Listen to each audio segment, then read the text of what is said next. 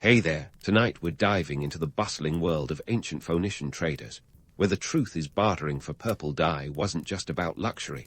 Sometimes it involved more haggling than a souk sale.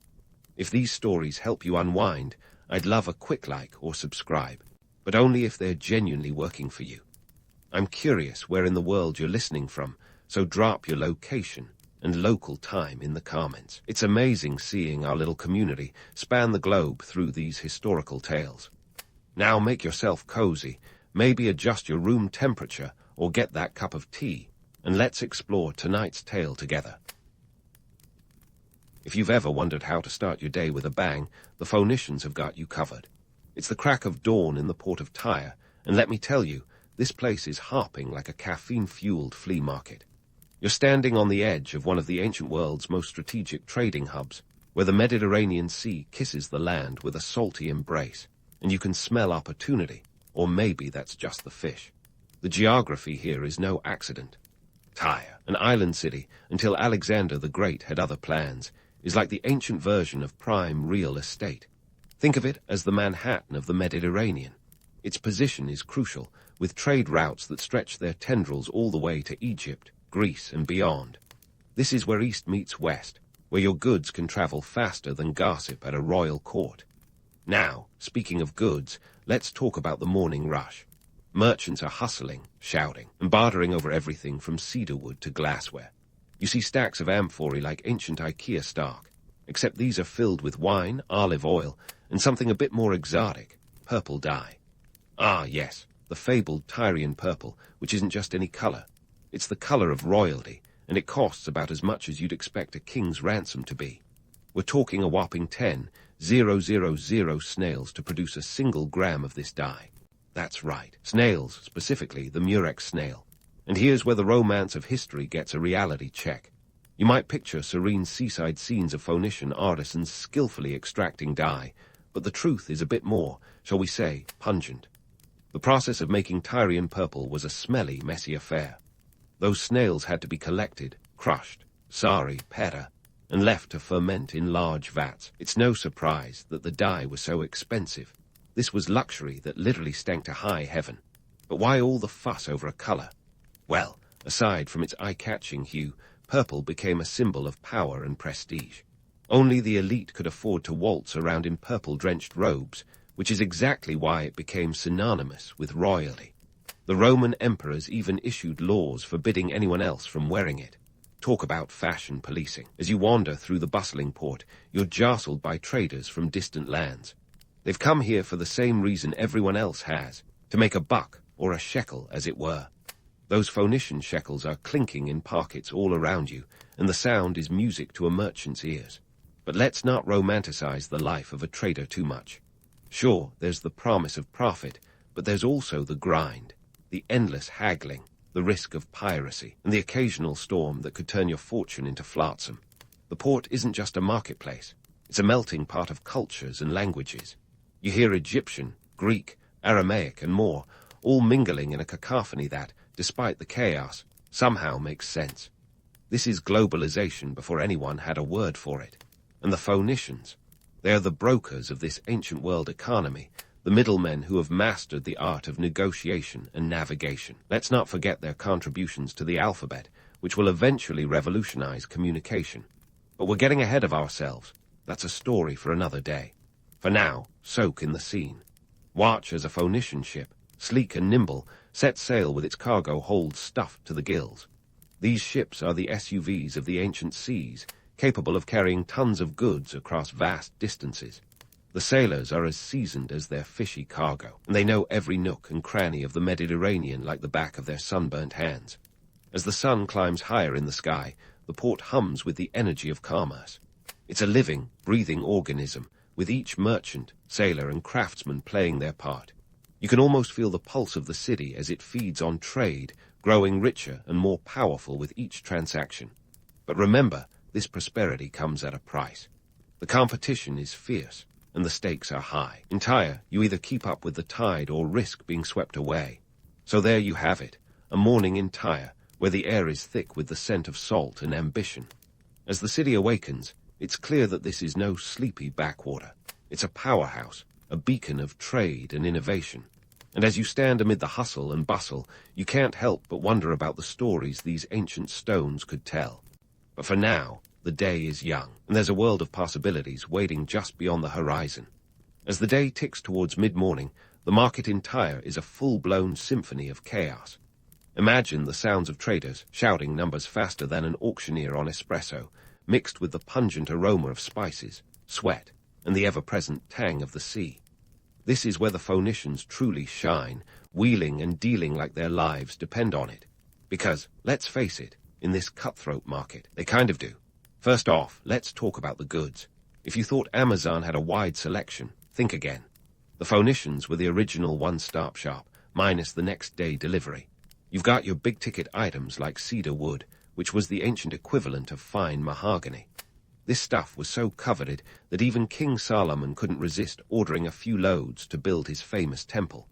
Cedar was prized for its durability and aromatic qualities, making it the perfect material for everything from shipbuilding to constructing palaces fit for a king or a god, if you believed your own PR.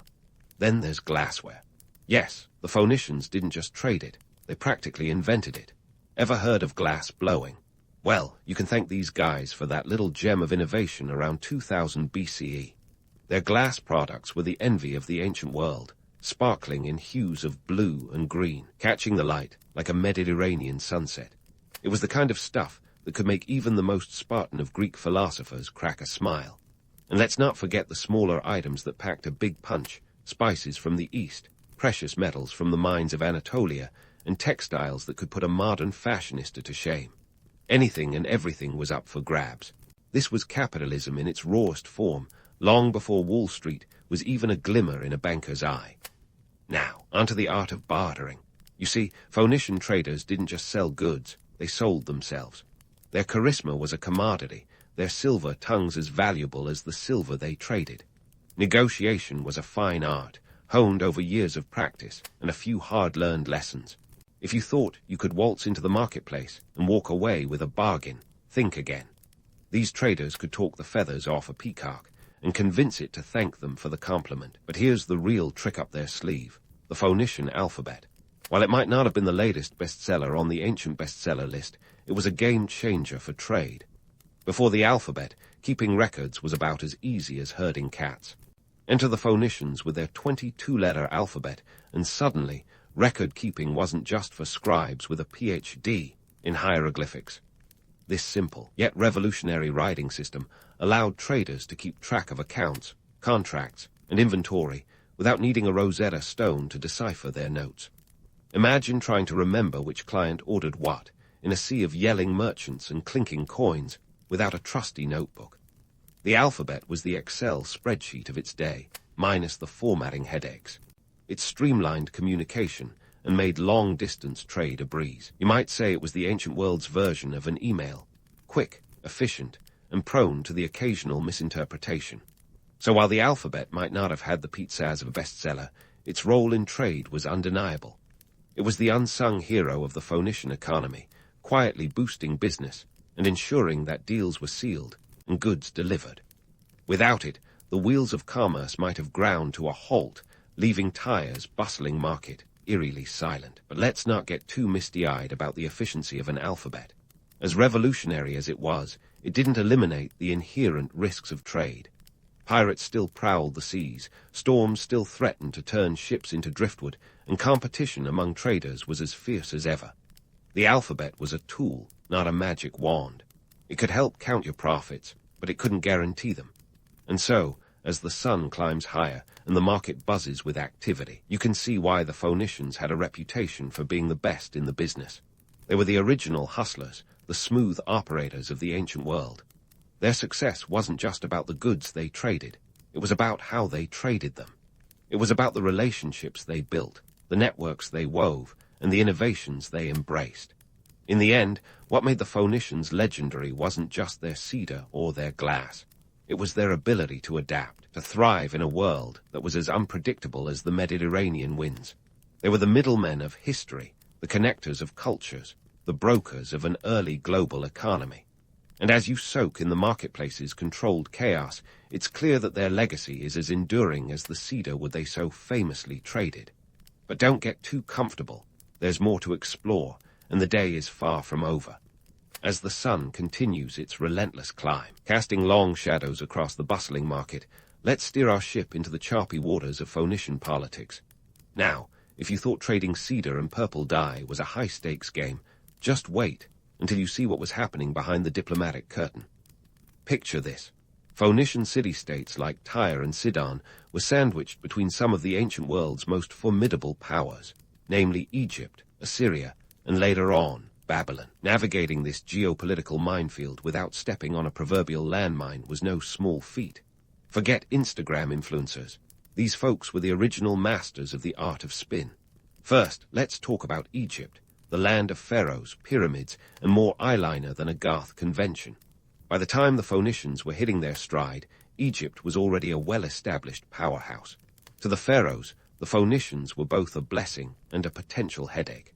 On one hand, they were invaluable trade partners, supplying everything from timber for shipbuilding to their famous glassware, which made Egyptian luxury look even more opulent.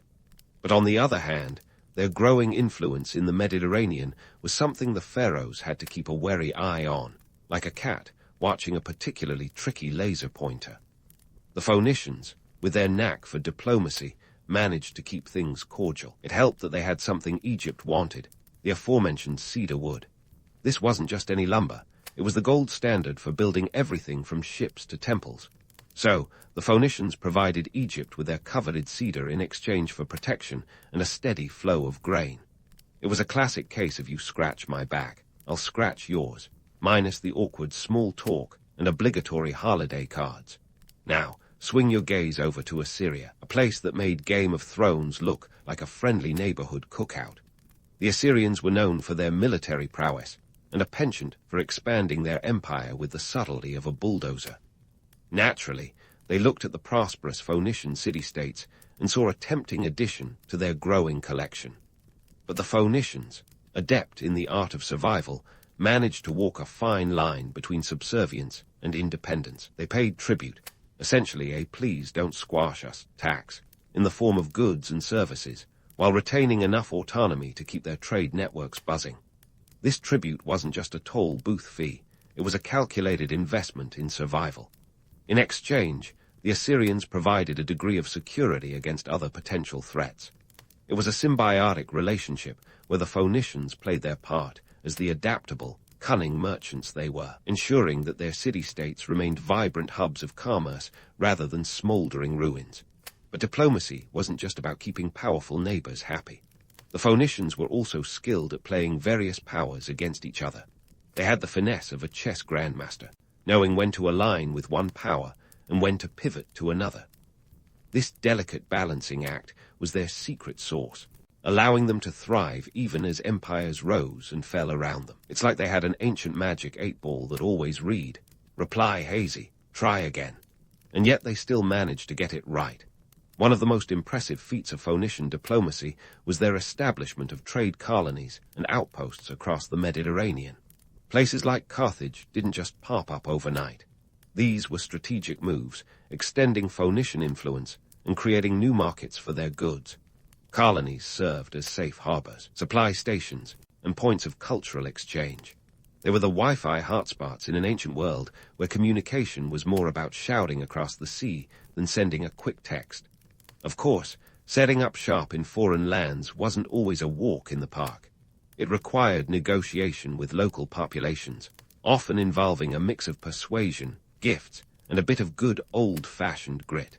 The Phoenicians were adept at this too, blending with local customs while maintaining their unique identity. It's a testament to their adaptability that these colonies became thriving centers of trade and culture, often rivaling the city-states back home. But let's not get too starry-eyed about Phoenician diplomacy. While they mastered the art of the deal, the reality was often a tightrope walk over a pit of vipers.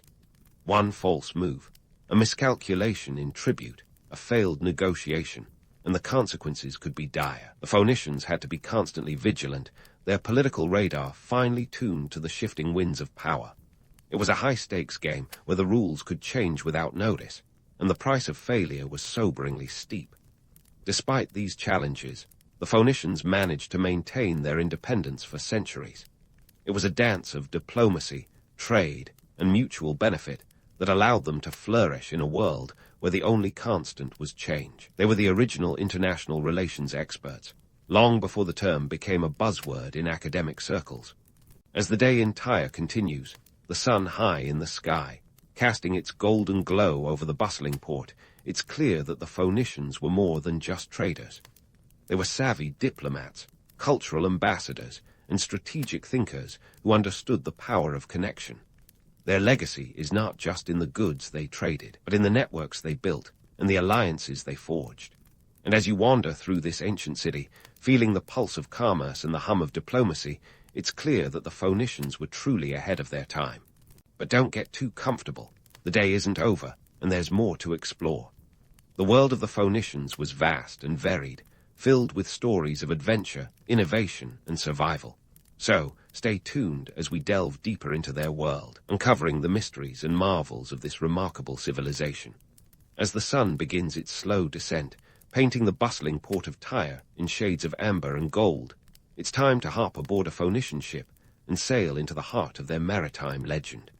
If you've ever romanticized the idea of ancient seafaring, imagining fearless sailors charting unknown waters with the swagger of a pirate and the precision of a GPS, well, it's time for a wake-up call. The reality was a bit more hold onto your hats than smooth sailing. Now, if you're picturing Phoenician ships as the ancient world's answer to luxury yachts, think again. These vessels were more like the trusty pickup trucks of the sea, functional, sturdy, and built to withstand the Mediterranean's unpredictable temper tantrums. The Phoenicians didn't just throw these ships together with a wing and a prayer. They were master shipbuilders, crafting vessels that could tackle both trade and turbulence. Their most iconic creation, the Bartering. Picture a sleek, elongated body with 2 rows of oarsmen who probably had biceps that could shame a modern-day bodybuilder. These ships were the speedsters of their time, capable of cutting through the waves at a brisk 7 knots. That's about 8 miles per hour, which might not impress your average speedboat enthusiast, but was pretty zippy for the ancient world. And let's talk about those oarsmen.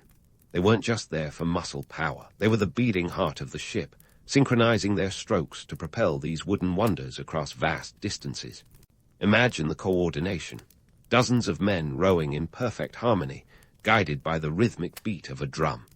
It was like an ancient orchestra, where the slightest misstep could mean a serious case of maritime whiplash.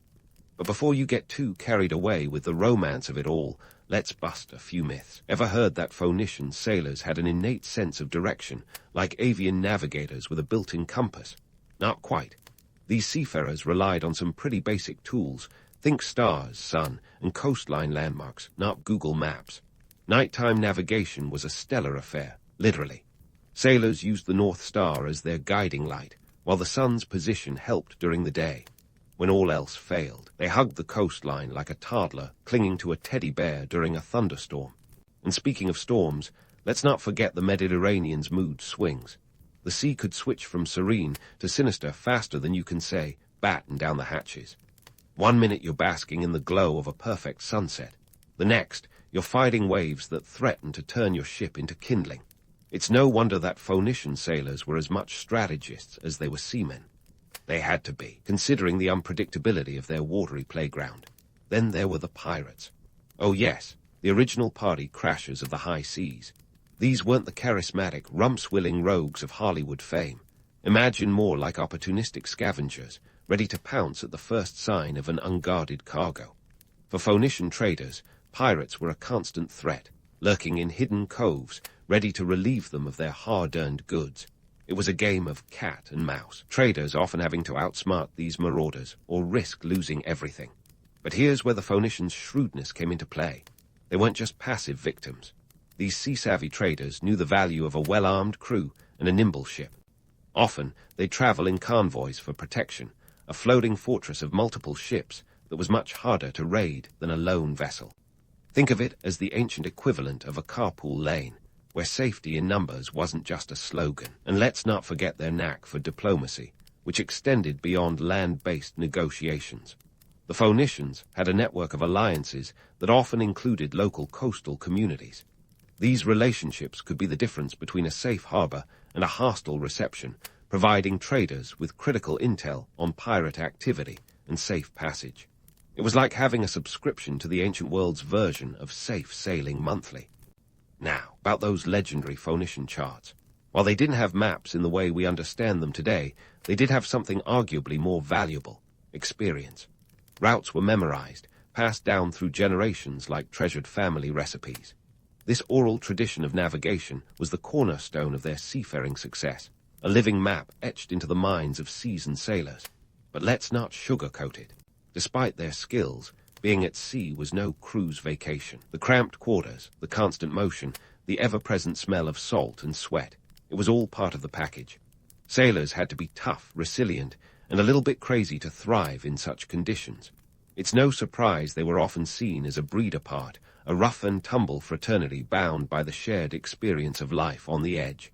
And yet, despite the challenges, there was a certain romance to it all. The open sea, the thrill of discovery, the promise of profit waiting at the journey's end. It was a siren song few could resist, drawing traders and adventurers alike to test their mettle against the Mediterranean's fickle embrace. As the sun dips below the horizon and the stars begin to twinkle overhead, you can almost hear the echoes of ancient sails flapping in the wind, the creak of oars, and the distant call of a captain barking orders. It's a reminder that the Phoenicians were more than just traders. They were explorers, innovators, and survivors, charting a course through history that would leave an indelible mark on the world. So as you stand on the deck of this imaginary Phoenician ship, feeling the salt spray on your face and the wind in your hair, remember, the journey is just as important as the destination. But don't rest easy just yet. There's more to uncover, more stories to tell, and more myths to debunk. The Phoenician world is vast and complex, and we've only just begun to scratch the surface. So hang tight, keep your eyes on the horizon, and get ready for the next leg of this incredible historical voyage. As we drift away from the bustling port of Tyre and the salty spray of the sea cools your face, let's take a step back and ponder the legacy of those seafaring Phoenicians. They weren't just trading fish and fine glassware.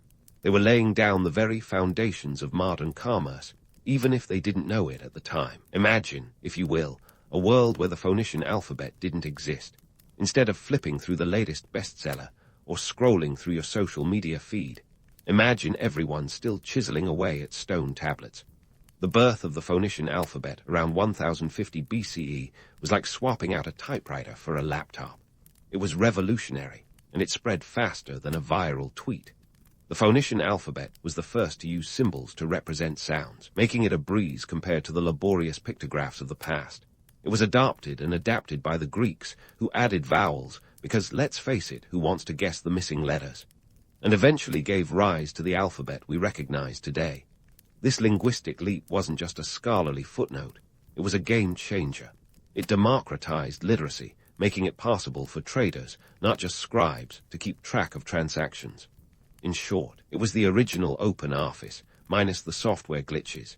Now, while the Phoenicians were no Shakespearean poets, their alphabet was the backbone of commerce. Just think, no alphabet, no contracts, no clear communication. It's hard to haggle over purple dye prices using interpretive dance. The written records ensured that deals were honored and disputes minimized. Well, as minimized as one could hope when dealing with temperamental merchants. Their economic practices were just as groundbreaking. The Phoenicians were the original economists, mastering supply and demand before Adam Smith was a twinkle in his ancestor's eye. They understood the concept of specialization, focusing on what they did best, like crafting exquisite glass and purple dye, and trading it for what they lacked. This isn't just economics 101, it's the foundation of a global economy. They were the original import-export gurus, their trade routes as intricate as a spider's web, stretching from the Levant to the furthest reaches of the Mediterranean. But here comes the myth-busting. The Phoenicians weren't just benevolent merchants spreading wealth and knowledge. They were also shrewd operators who understood that trade could be as cutthroat as any battlefield.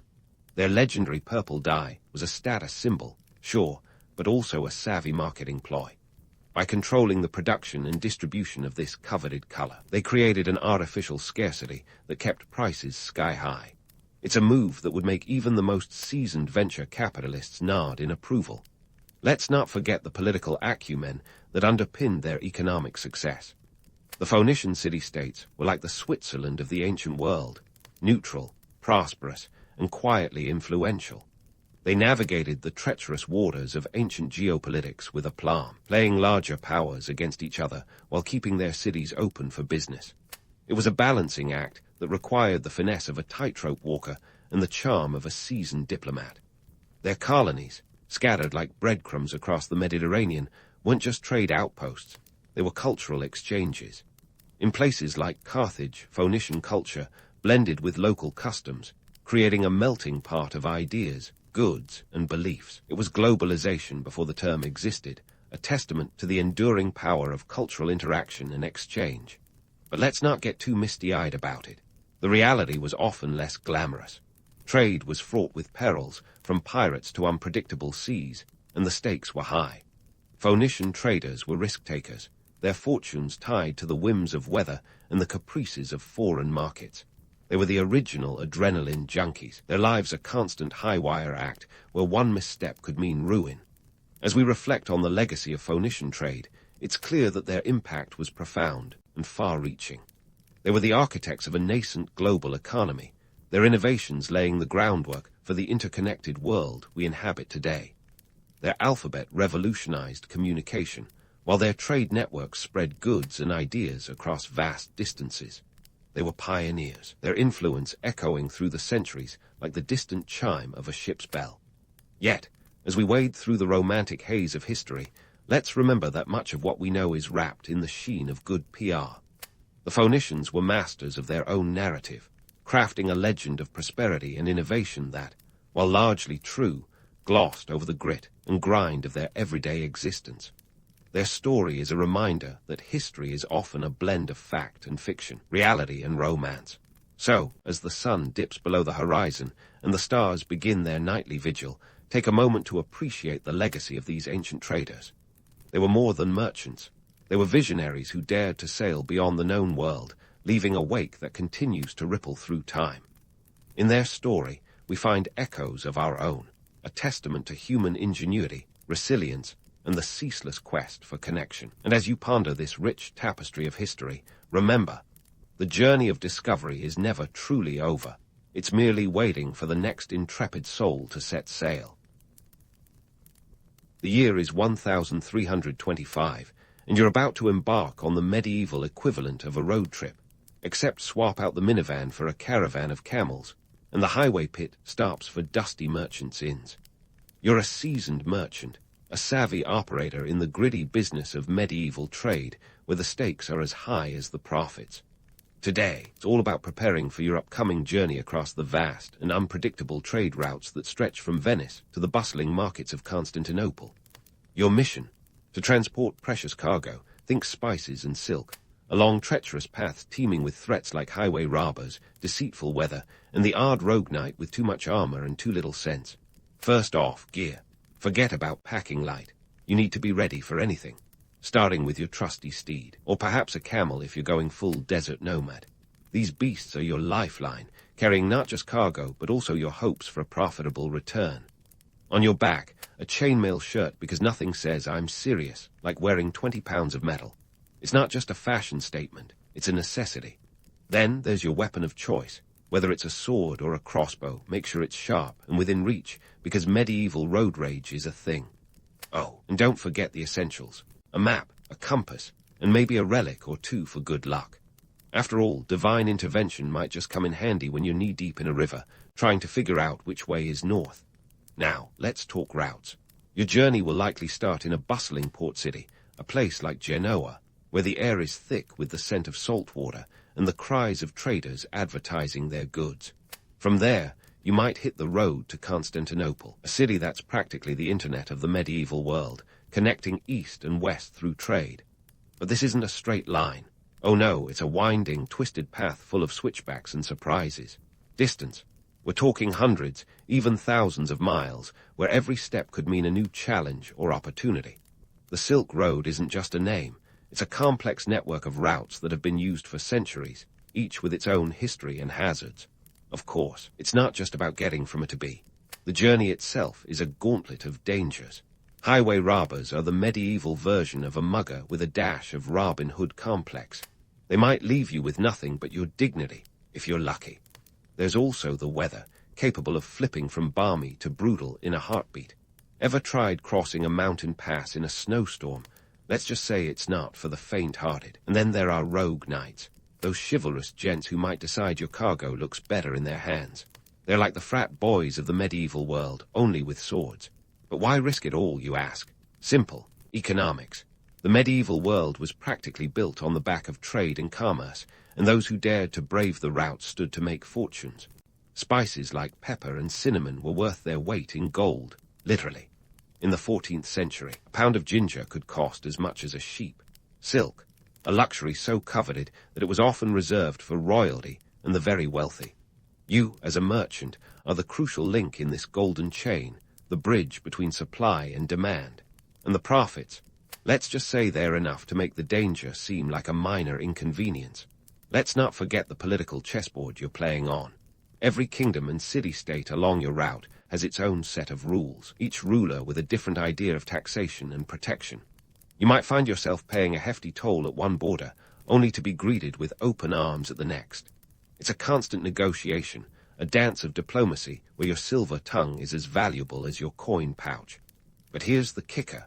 As much as we romanticize the life of a medieval merchant, it's a grind, plain and simple. Sure, there's the allure of adventure and the possibility of untold riches, but there's also the reality of endless days on the road, the constant threat of danger, and the ever-present risk of losing it all. It's a life punctuated by moments of sheer terror and exhilaration, where each successful journey is a testament to your skill and luck. So, as you stand at the edge of your next great adventure, take a moment to breathe in the bustling chaos around you. Know that you're part of a grand tradition, network of merchants who have forged paths through the unknown, driven by the promise of profit and the thrill of the trade. It's a world where every decision counts, where the stakes are high, and where fortune favors the bold. Ready to hit the road? Don't forget your map. And so begins the medieval merchant's journey, a marathon of grit and grime that would make a modern road trip look like a day at the spa. Forget about rest stops with clean bathrooms and fast food joints. Your accommodations are more rustic charm than luxury suite. The term inn might conjure images of cozy rooms with feather beds, but in reality, you're more likely to find a straw mat and a drafty barn. Welcome to the medieval Hilton, where the service is questionable, and the amenities include a shared bucket for a toilet. Oh, and room service. That's you, serving yourself whatever provisions you manage to pack. Speaking of provisions, let's talk about medieval cuisine on the go. Your travel menu is a far cry from gourmet. It's more what won't spoil in a week than chef's special. Think hard bread, salted meat, and maybe some dried fruit if you're feeling fancy. Freshness isn't the word of the day. Survival is. Forget about a heart meal unless you can start a fire, and good luck with that when the rain decides to crash your party. It's no wonder the average medieval merchant had the digestive system of a tank. But hey, at least you have the company of your caravan comrades. Each night is a chance to swap stories, and maybe some gossip about the latest market trends. Did you hear about the new toll at the border? It's as if medieval politicians invented the concept of highway robbery. Seriously, every time you cross into a new territory, there's a toll collector ready to lighten your purse. These guys are the original gatekeepers, and their toll charges can vary wildly. One day it's a few pennies, the next it's half your profit margins. It's enough to make you wish you could teleport your goods across borders. Now, let's not forget the cultural hurdles. Each stop along your route brings a new set of customs and laws. In one town, you might be expected to bow to the local lord, while in the next, you're required to pay homage to a deity you've never heard of. It's like a never-ending audition for Medieval's Got Talent, where the judges are local authorities with a penchant for fines and public flogging.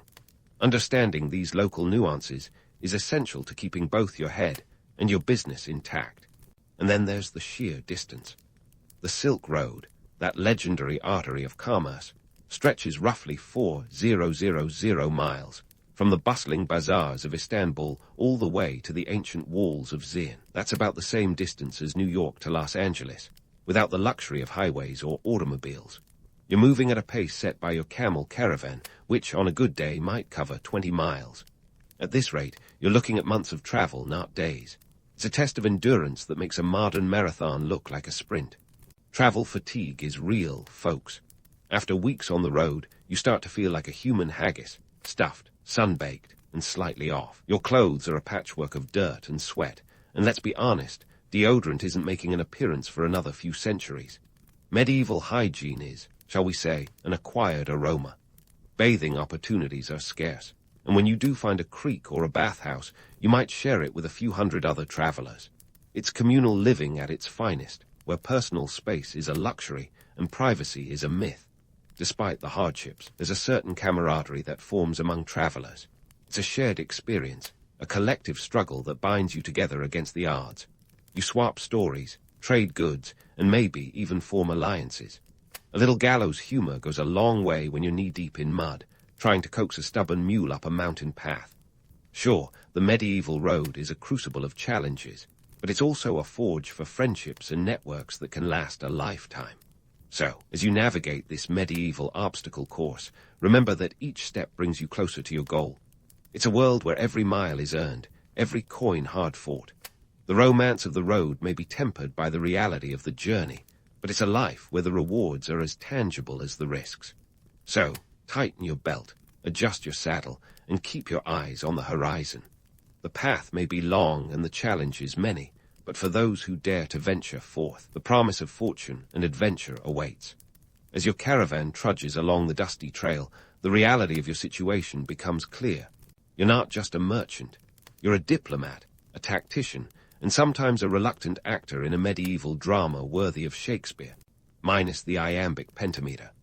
The world of medieval trade is a complex web of social and political entanglements that would make a soap opera look straightforward. Every town and territory you pass through is like entering a new level in a video game, complete with its own set of rules, bosses, and if you're lucky, power-ups in the form of profitable deals. Let's dive into the political landscape first. Picture a Europe that's not a unified continent, but a patchwork of feuding kingdoms, principalities, and city-states. Each ruler is a little king in their own right, complete with a court full of sycophants and soldiers eager to earn their keep. For you, the itinerant merchant, this means treading carefully. One wrong word, one misunderstood gesture, and you could find yourself the unwitting star of a medieval showdown, with swords drawn and no one yelling, "Cut!" Your first stop is a bustling town, under the rule of a local lord who fancies himself the next Charlemagne. He's got an ego the size of his fortress, and a penchant for taxation that would make a modern IRS agent blush. But here's where your skills as a diplomat come into play. You greet him with the appropriate bow, exactly 30 degrees, mind you, lest you offend, and present him with a gift. Not just any gift, but something that shows you understand his tastes and ambitions. Maybe a fine Venetian glass, or a bolt of silk, luxurious enough to stroke his vanity, but not so extravagant that it looks like a bribe. It's a delicate balance, like walking a tightrope over a pit of alligators with a bag of gold on your back. Once you've secured safe passage through his lands, it's on to the next challenge. You quickly learn that being a merchant isn't just about buying low and selling high. It's about navigating a labyrinth of alliances and rivalries. Each lord you encounter has their own set of enemies and allies, and knowing who is crucial to keeping your goods and your head intact. It's a bit like a medieval version of the board game Risk, where every move can have cascading consequences. Make a deal with Lord A, and you might find yourself on Lord B's blacklist. But wait, there's more. Let's talk about guilds, those medieval trade unions that were simultaneously your best friends and your worst enemies. On one hand, joining a guild offers protection and a network of contacts that can be invaluable. On the other, guilds can be as exclusive as a 14th century country club, with entry requirements that make the Freemasons look like a neighborhood watch group. You need to prove your worth, often through a costly initiation process that involves more coin than you'd care to part with. Yet, once you're in, you're part of a brotherhood that can offer support, advice, and even a place to crash when the inns are full. Just remember, loyalty to the guild above all else. Cross them, and you'll be blacklisted faster than you can say excommunication. Now, onto the social status of merchants, a topic as slippery as the roads you're traveling on. In medieval society, merchants occupied a peculiar niche. Not quite nobility, but certainly not peasants. You were the middle class before the term was even coined. Your wealth might rival that of a minor lord, but without a noble title, you were often seen as an outsider trying to buy your way into the upper echelons of society.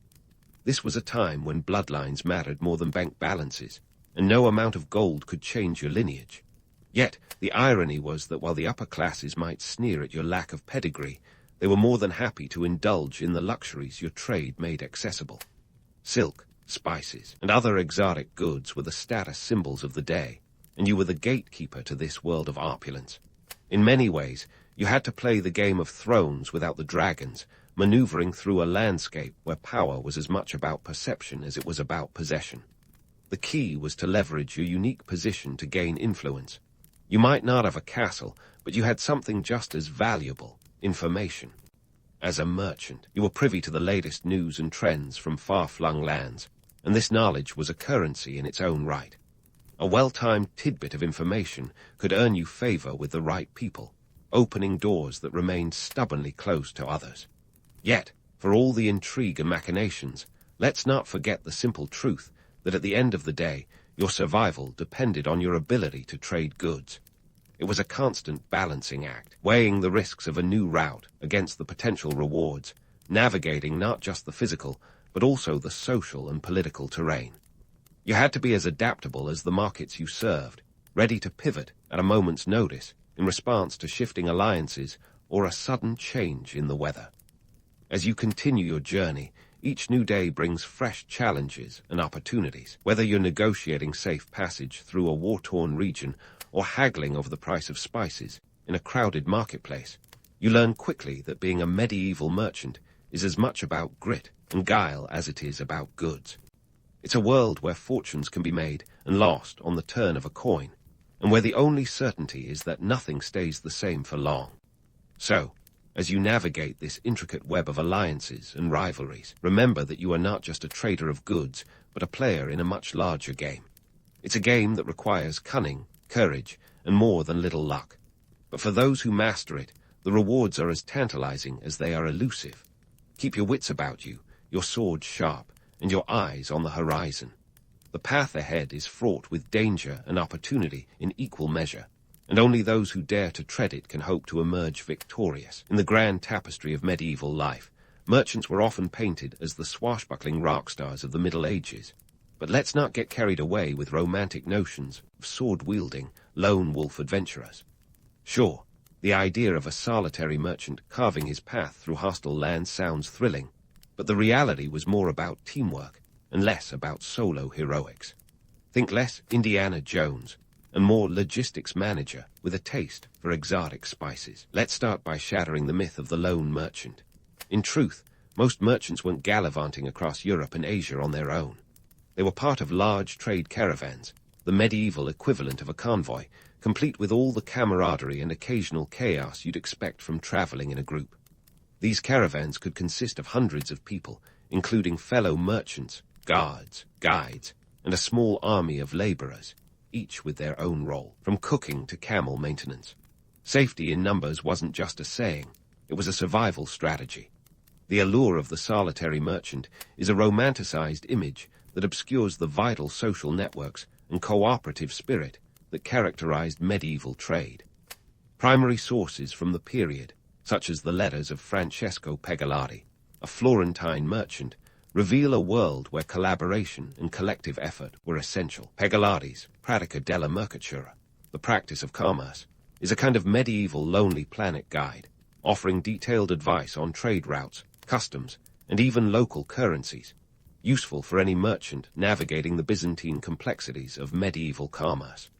Now, let's address the idea that merchants were the medieval equivalent of millionaires jetting between business meetings. While it's true that successful merchants could amass considerable wealth, the road to riches was paved with uncertainty and risk. The profit margins were tantalizing. Take, for instance, the spice trade. In the 14th century, a pound of pepper could sell for as much as 20 times its purchase price by the time it reached European markets. But this was no get-rich-quick scheme. For every successful venture, there were countless failures, with merchants losing fortunes to shipwrecks, banditry, or political upheaval. And speaking of risks, let's not gloss over the sheer grind of the merchant's life. Those long trade routes weren't just a chance to see the world. They were grueling marathons of endurance. The Silk Road alone stretched over 4,000 miles. Picture this, trudging through scorching deserts, freezing mountain passes, and dense forests while trying to keep your goods and yourself intact. The journey could take months, and time wasn't just money, it was survival. Delay too long, and your goods might spoil or become obsolete in a rapidly changing market. Economically, merchants were crucial cogs in the medieval machine. They were the arteries through which the lifeblood of commerce flowed, connecting distant markets and facilitating the exchange of goods, ideas, and even cultures. They were the original globalizers in a world that was far more interconnected than we often give it credit for. Yet, despite their economic importance, merchants often occupied an awkward social position. They were wealthy, but not noble, influential, but not powerful in the traditional sense. It was a peculiar limbo where they had to navigate the jealousies and suspicions of the aristocracy while also earning the respect of their peers. Now, let's throw in a splash of political intrigue. Merchants weren't just traders. They were often unwitting diplomats, navigating a labyrinth of political alliances and conflicts. The medieval world was a patchwork of territories, each with its own rules and rulers. A successful merchant needed to be as skilled in negotiation and diplomacy as they were in commerce. One misstep, and you could find yourself on the wrong side of a border dispute or caught up in a local power struggle. Primary sources, again, offer a glimpse into this reality. Ibn Battuta, the Moroccan explorer and merchant, chronicled his travels in the 14th century, providing vivid accounts of the political landscapes he encountered. His writings reveal the delicate balancing act merchants had to perform, maintaining relationships with a dizzying array of rulers and officials, often using gifts and flattery to secure favor and protection. So, were merchants the rock stars of the medieval world? Not quite. They were more like the unsung roadies, the ones who made the show happen behind the scenes. They didn't bask in the limelight. They navigated the shadows, using their wits and resources to thrive in a world that was as dangerous as it was rewarding. They were the original hustlers, the startup entrepreneurs of their day, constantly adapting to the demands of a volatile and unpredictable market. But let's not dismiss the romance entirely. There's a reason the myth of the lone merchant endures. It's a testament to the human spirit, the desire for adventure, the thrill of the unknown, the pursuit of fortune against the odds. It's the stuff of legends, even if the reality was more mundane. So, while we celebrate the merchant's grit and pragmatism, let's also tip our hats to the dreamers and storytellers who dared to imagine a world of daring adventurers blazing trails through the wilderness. As we leave behind the myths and embrace the reality of the medieval merchant, remember that history is a tapestry woven from countless threads. Each merchant was a thread, contributing to the broader picture of commerce and culture that defined the Middle Ages. They were the connectors, the facilitators, the ones who bridged the gap between distant lands and diverse peoples. In their journeys, we find the roots of our modern globalized world, a world still driven by trade, innovation, and the relentless pursuit of opportunity. In the next part, we'll continue to unravel the complexities of medieval trade, delving deeper into the economic and cultural impact of these intrepid merchants. Until then, keep your eyes on the road and your mind open to the wonders of history. There's always more to discover, more myths to debunk, and more stories to tell. Stay tuned for the next chapter in this epic saga of commerce and adventure. So, as we dive back into our tale of medieval commerce, let's look at the bigger picture. What was the payoff for all those nights spent under the stars and days dodging highwaymen and tax-hungry lords? Well, my friend, these long trade routes didn't just shuffle goods from one dusty market to the next. They were the lifelines of medieval society, shaping economies, cultures, and even the course of history itself. First, let's talk economies. The merchants of the Middle Ages were the original influencers, driving demand for goods like silk and spices across continents. When a pound of pepper could cost as much as a worker's annual wage, you bet that spurred economic activity. Ports like Venice and Genoa became bustling hubs, where traders from all corners of the known world gathered, their ships groaning under the weight of precious cargo. These cities thrived on trade, growing prosperous and powerful, sometimes even rivaling kingdoms in wealth and influence. It's no exaggeration to say that medieval trade routes were the arteries of economic life, pumping wealth into towns and cities along the way. But it wasn't just about the money. Trade routes were also cultural superhighways. Ideas traveled with the goods, weaving a rich tapestry of cultural exchange. Think of the Silk Road not just as a route for silk, but as a conduit for knowledge. Chinese paper-making techniques, Arab mathematics, and Indian spices all met on these roads, influencing societies far and wide. When Mongol envoys brought back tales of distant lands and their strange customs, they were doing more than just reporting. They were spreading the seeds of curiosity and innovation. It was a medieval TED talk on a global scale, minus the PowerPoint slides. Of course, with cultural exchange came conflict. Not everyone was thrilled to see their local traditions challenged by foreign influences. Religious leaders often decried the corrupting effects of exotic goods and ideas. Yet, despite the pushback, the allure of the new and exotic was undeniable. The medieval palate was forever altered by spices that transformed bland gruel into something resembling a meal. Even the nobility, despite their disdain for the common merchant, couldn't resist the lure of silk garments and intricate tapestries. Now let's ponder the political stage. Trade created alliances and rivalries that shaped the political landscape. Venice, for instance, leveraged its strategic position and naval prowess to become a maritime empire, its wealth rivaling that of many kings. Meanwhile, the Hanseatic League, a powerful confederation of merchant guilds, controlled trade across the North and Baltic seas, wielding influence that extended far beyond the counting house. These merchant powers could dictate terms to rulers and even topple them if they stood in the way of profit. It was a world where trade routes were as much about power as they were about profit. A game of thrones played with ships and cargo instead of crowns and swords. Yet, for all the grandeur of trade, it was the everyday people who felt its impact most keenly. The humble farmer, once limited to local markets, could now sell their harvests to distant lands, increasing their prosperity. Artisans found new markets for their crafts, their intricate designs traveling far beyond their village borders.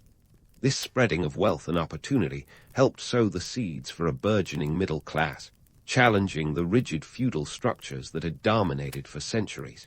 It wasn't a revolution, but it was the beginning of a shift, a quiet, steady march towards the modern economy. And speaking of modernity, let's connect the dots to our own era. Those dusty merchants, with their caravans and cargoes, were laying the groundwork for the globalized world we live in today. They were the original World Wide Web, linking disparate cultures and economies in a complex network of trade and communication. Today, we click a button to order goods from halfway across the globe, a process that would seem like sorcery to our medieval counterparts. Yet the principles remain the same. Supply meets demand, cultures collide, and innovation thrives. So, as we wrap up our journey through the world of medieval trade, let's take a moment to appreciate the legacy of those intrepid merchants. They were the pioneers of globalization, the unsung heroes of economic expansion, and the architects of cultural exchange. Their impact was profound, shaping the world in ways that continue to resonate today.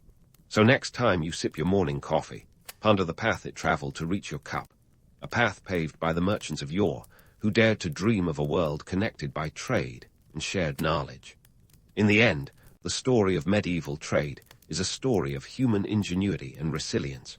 It's a testament to our relentless pursuit of opportunity, a reminder that even in a world fraught with danger and uncertainty, there is always room for innovation and connection. So, here's to the merchants, the original networkers, the dreamers and doers who dared to venture beyond the horizon. Their legacy is our modern world, a testament to the power of trade to transform societies and shape destinies. And maybe, just maybe, a reminder that the road less traveled often holds the greatest rewards. Cleopatra Roman 7 Philopator entered a world that was less walk like an Egyptian and more wade through a political minefield. Born in 69 BC, her arrival was met with the kind of chaotic family dynamics that would make even the most dysfunctional modern family look like a sitcom. The Ptolemaic dynasty, her illustrious family line, ruled Egypt with a peculiar flair for drama, intrigue, and quite frankly, enough intermarriage to keep a genealogist busy for decades. This was a family that took keeping it in the family to new heights, or depths, depending on your perspective. Marrying siblings was not just a myth, but rather a strategic move to consolidate power. In the Ptolemaic playbook, a little bit of brother-sister matrimony was just another Tuesday. Cleopatra's grandfather, Ptolemy Roman IX, was a man of many talents, if by talents you mean getting exiled, reinstated, and exiled again. He set the bar high for family drama, and the subsequent generations didn't disappoint. Her father, Ptolemy Roman XII, euphemistically known as Orleats, or the flute player, was more interested in his musical pursuits than in ruling effectively. His nickname might sound like a charming anecdote, but it belied a reign marked by economic distress and foreign debts. The Egyptian economy at the time was about as stable as a pyramid on a sand dune. With Rome breathing down Egypt's neck, Ptolemy Roman XII's strategy was to placate the Romans with bribes, tributes, to maintain his throne. It's estimated that he shelled out around 6,000 talents to keep the Romans at bay, a sum that could make even a Roman senator blush. Into this whirlwind of political precariousness and familial dysfunction, Cleopatra was born. Despite the chaos, or perhaps because of it, she was a quick study in the art of survival. By the time she was a teenager, Cleopatra had mastered several languages, reportedly speaking as many as 9, including Egyptian, which was a rare skill among her Greek-speaking family. This linguistic prowess was more than just a party trick. It was a political tool that allowed her to connect with her diverse subjects in a way her predecessors never could. Ptolemaic rulers were like the original reality TV stars, always in the spotlight, often for all the wrong reasons. Cleopatra's family was no stranger to scandals, betrayals, and the occasional coup. The throne was as much a target as a seat of power, with family members often playing a deadly game of musical chairs. In this environment, Cleopatra's rise to power was less about inheriting a throne and more about navigating a labyrinth of alliances and rivalries. Her ascent was akin to playing chess while everyone else was armed with daggers. When Cleopatra's father died in 51 BC, she was thrust into a co-regency with her 10-year-old brother, Ptolemy Roman XIII. The Romans, those ever-watchful neighbors, had a vested interest in keeping the peace, or at least a version of it that suited their interests. Cleopatra, however, was not content to play second fiddle.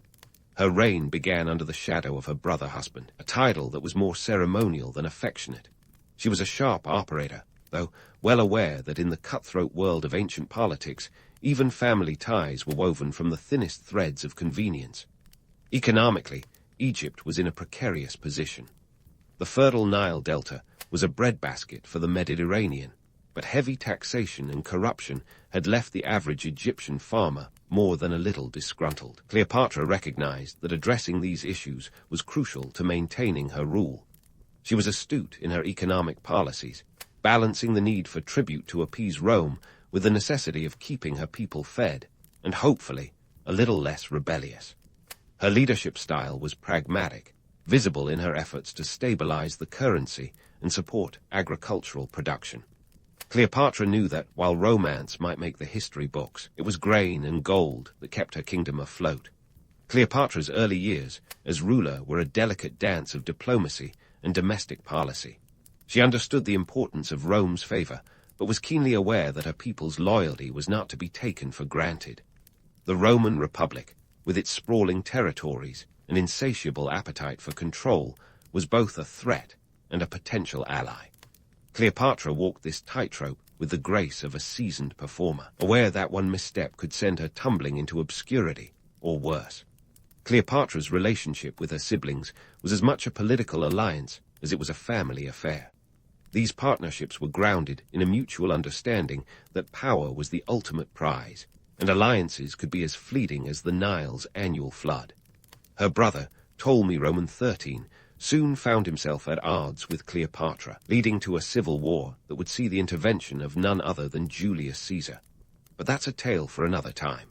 For now, it's enough to understand that Cleopatra was not just a figurehead swathed in silk and jewels.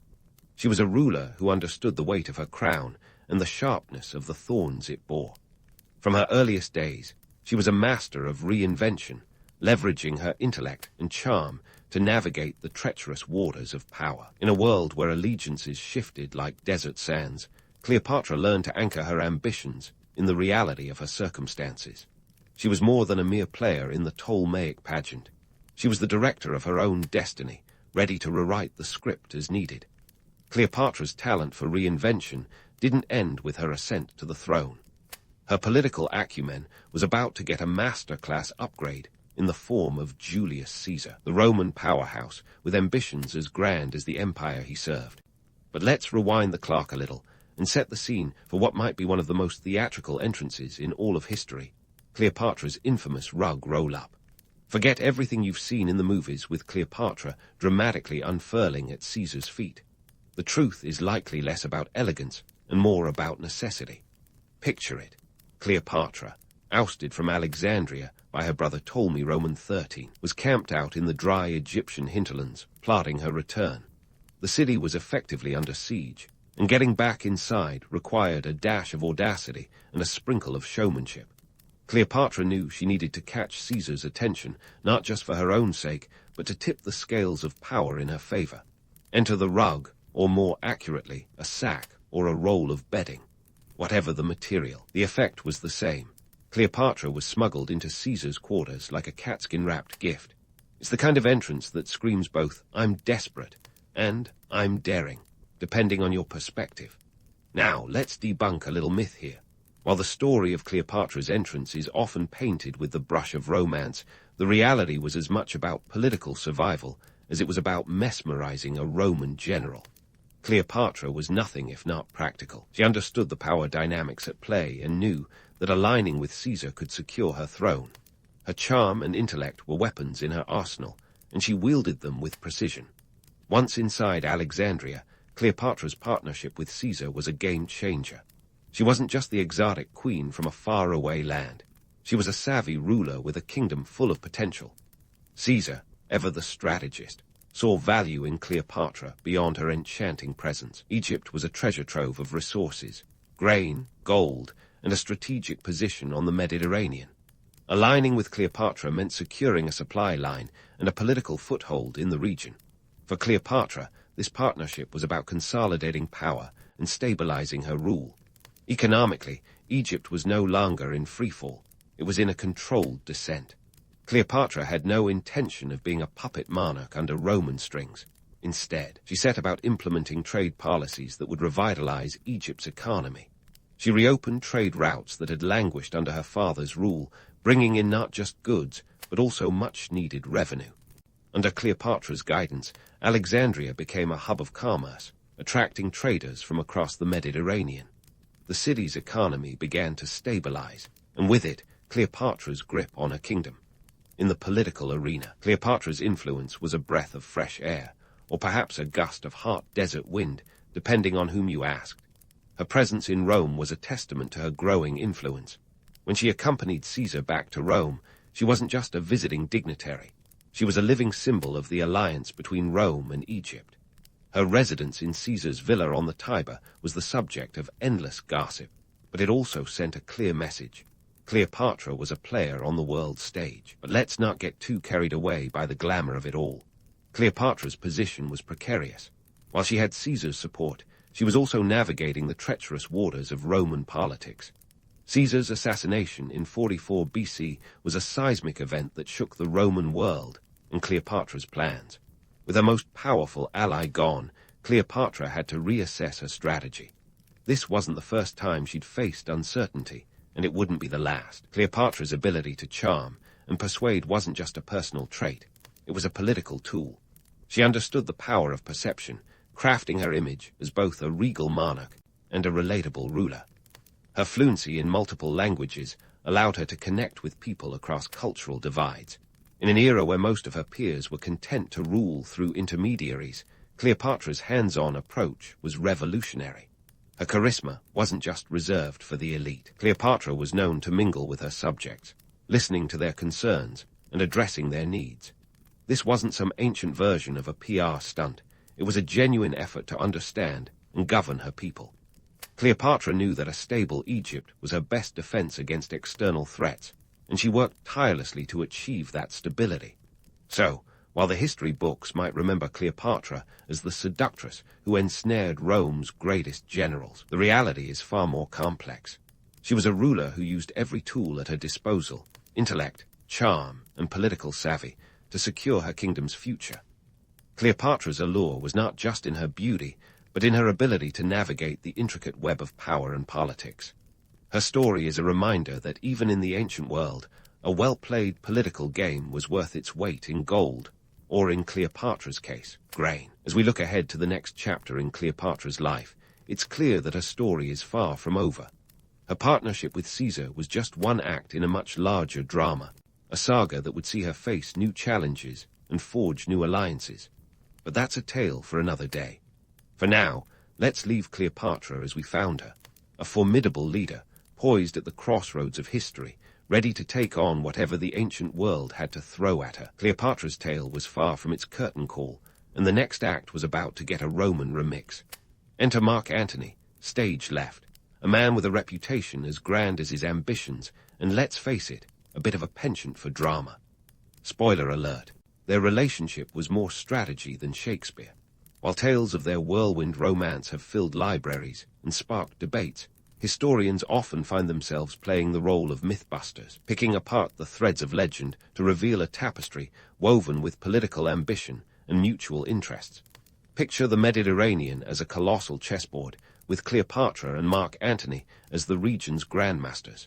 Their first meeting in 41 BC wasn't just a casual, how do you do? It was a calculated move in a game of thrones and empires. Cleopatra, ever the astute ruler, saw in Antony an opportunity to solidify her power and secure her kingdom's future. Antony, on the other hand, was keenly aware of Egypt's wealth and strategic significance. Cleopatra's treasure chest wasn't just brimming with gold, it was filled with grain, the lifeline of Rome's ever-hungry populace. While the poets might swoon over their alleged love affair, the reality was a bit more transactional. Cleopatra needed a strong ally to fend off threats, both internal and external. Antony, with his military might and political clout, fit the bill. And let's not forget that Antony was no stranger to political entanglements. His alliance with Cleopatra was as much about ensuring his own path to power as it was about indulging in the luxuries of Alexandria's court. This brings us to the infamous donations of Alexandria in 34 BC, a political maneuver that had everyone from Alexandria to Rome buzzing. Picture this, a grand ceremony with Cleopatra and Antony doling out titles and territories like they were ancient opera, but instead of cars, it was kingdoms. Cleopatra was proclaimed Queen of Kings, and her children with Antony were handed titles and lands, including the future Cleopatra Selene Roman II and Alexander Helios. This wasn't just a power play. It was an audacious declaration of independence from Rome's puppet strings. Naturally, this grand show of defiance didn't sit well with Rome. Antony's rival, Octavian, was not amused. The donations were seen as a direct challenge to Roman authority, and Cleopatra's boldness was both admired and feared. Here was a woman who wasn't content with being a mere footnote in Roman history. She was rewriting the script, and she was doing it with flair. The political implications were as far-reaching as the Nile itself, casting Cleopatra as both a queen and a wild card in the Mediterranean power game. Let's pause for a moment to appreciate Cleopatra's masterclass in image management. While Rome painted her as the exotic temptress, Cleopatra knew the art of persuasion went beyond seduction. She crafted her image with the precision of a sculptor, presenting herself as the embodiment of Egyptian tradition and divine royalty. Her associations with the goddess Isis were no accident. They were part of a carefully curated persona that reinforced her legitimacy and divine right to rule. Cleopatra's strategy was not lost on Antony, whose ambitions in the East needed Cleopatra's resources and support. Their alliance was a symbiotic one, each party bringing something vital to the table. Antony had the troops, Cleopatra had the treasury. It was a classic case of quid pro quo, with each maneuvering to maximize their gain. Their partnership was less about starry-eyed romance and more about the cold calculus of power, a fact often glossed over by storytellers, enamored with the idea of a love that transcended borders. Economically, Cleopatra's Egypt was a powerhouse. The Nile Delta's fertile lands were the breadbasket of the Mediterranean. and Cleopatra's savvy trade policies ensured that Egypt remained a vital player in regional commerce. Her economic acumen was not just about keeping the coffers full. It was about maintaining a stable and prosperous realm that could withstand the political tremors emanating from Rome. So, while Cleopatra and Antony might be remembered as history's star-crossed lovers, their relationship was as much about empire building as it was about chemistry. It was a partnership that defied easy categorization, blending elements of romance, ambition, and realpolitik in a story as compelling as any ancient drama. But as with all great tales, there were storm clouds on the horizon. Antony's entanglement with Cleopatra gave his enemies in Rome ample ammunition, and Octavian was a master at turning public opinion to his advantage. Cleopatra's image, once that of a capable and charismatic leader, was recast in Roman propaganda as the femme fatale leading Antony astray. The stakes were high, and the players were formidable. As the Mediterranean chess game continued, Antony and Cleopatra found themselves navigating an increasingly perilous landscape. Their ambitions had set them on a collision course with Rome, and the outcome was uncertain. Yet, amidst the political maneuvering and military campaigns, Cleopatra remained a force to be reckoned with, a testament to her resilience and strategic brilliance. And so, this chapter in Cleopatra's saga draws to a close with more questions than answers. What would become of this formidable duo in the face of Rome's might? How would Cleopatra's legacy unfold in the shadow of Antony's ambitions? The answers lie in the next act of this extraordinary drama, where history and legend intertwine in a tale as timeless as the sands of the Egyptian desert. Stay tuned, because the story of Cleopatra is far from over. As the Mediterranean's grand chess game continued, Cleopatra and Antony found themselves not just playing for power, but fighting for survival. Their ambitions had set them on a collision course with Rome, a juggernaut that wasn't exactly known for its benevolent diplomacy. With Octavian sharpening his political knives, it was clear that the stakes were as high as the pyramids. The tension was palpable, and the outcome uncertain, but Cleopatra was nothing if not a strategist. So, what's a queen to do when the Roman Republic is breathing down her neck? Well, Cleopatra, ever the pragmatist, knew it was time to bolster her defenses. Egypt, after all, was not just a kingdom, it was a strategic gold mine. The wealth of the Nile Delta was Cleopatra's ace in the hole, a veritable breadbasket that could feed an army or bankroll a war. And with the Roman appetite for expansion, it was a resource she needed to protect at all costs. Cleopatra's economic maneuvers were nothing short of a masterclass in ancient statecraft. She understood that a strong economy was the backbone of any military endeavor. By stabilizing Egypt's currency and controlling the grain supply, she ensured that her kingdom was not only self-sufficient, but also a crucial player in the Mediterranean trade network. Her policies were about as subtle as a sledgehammer, but twice as effective. She wasn't just preparing for war, she was preparing to win.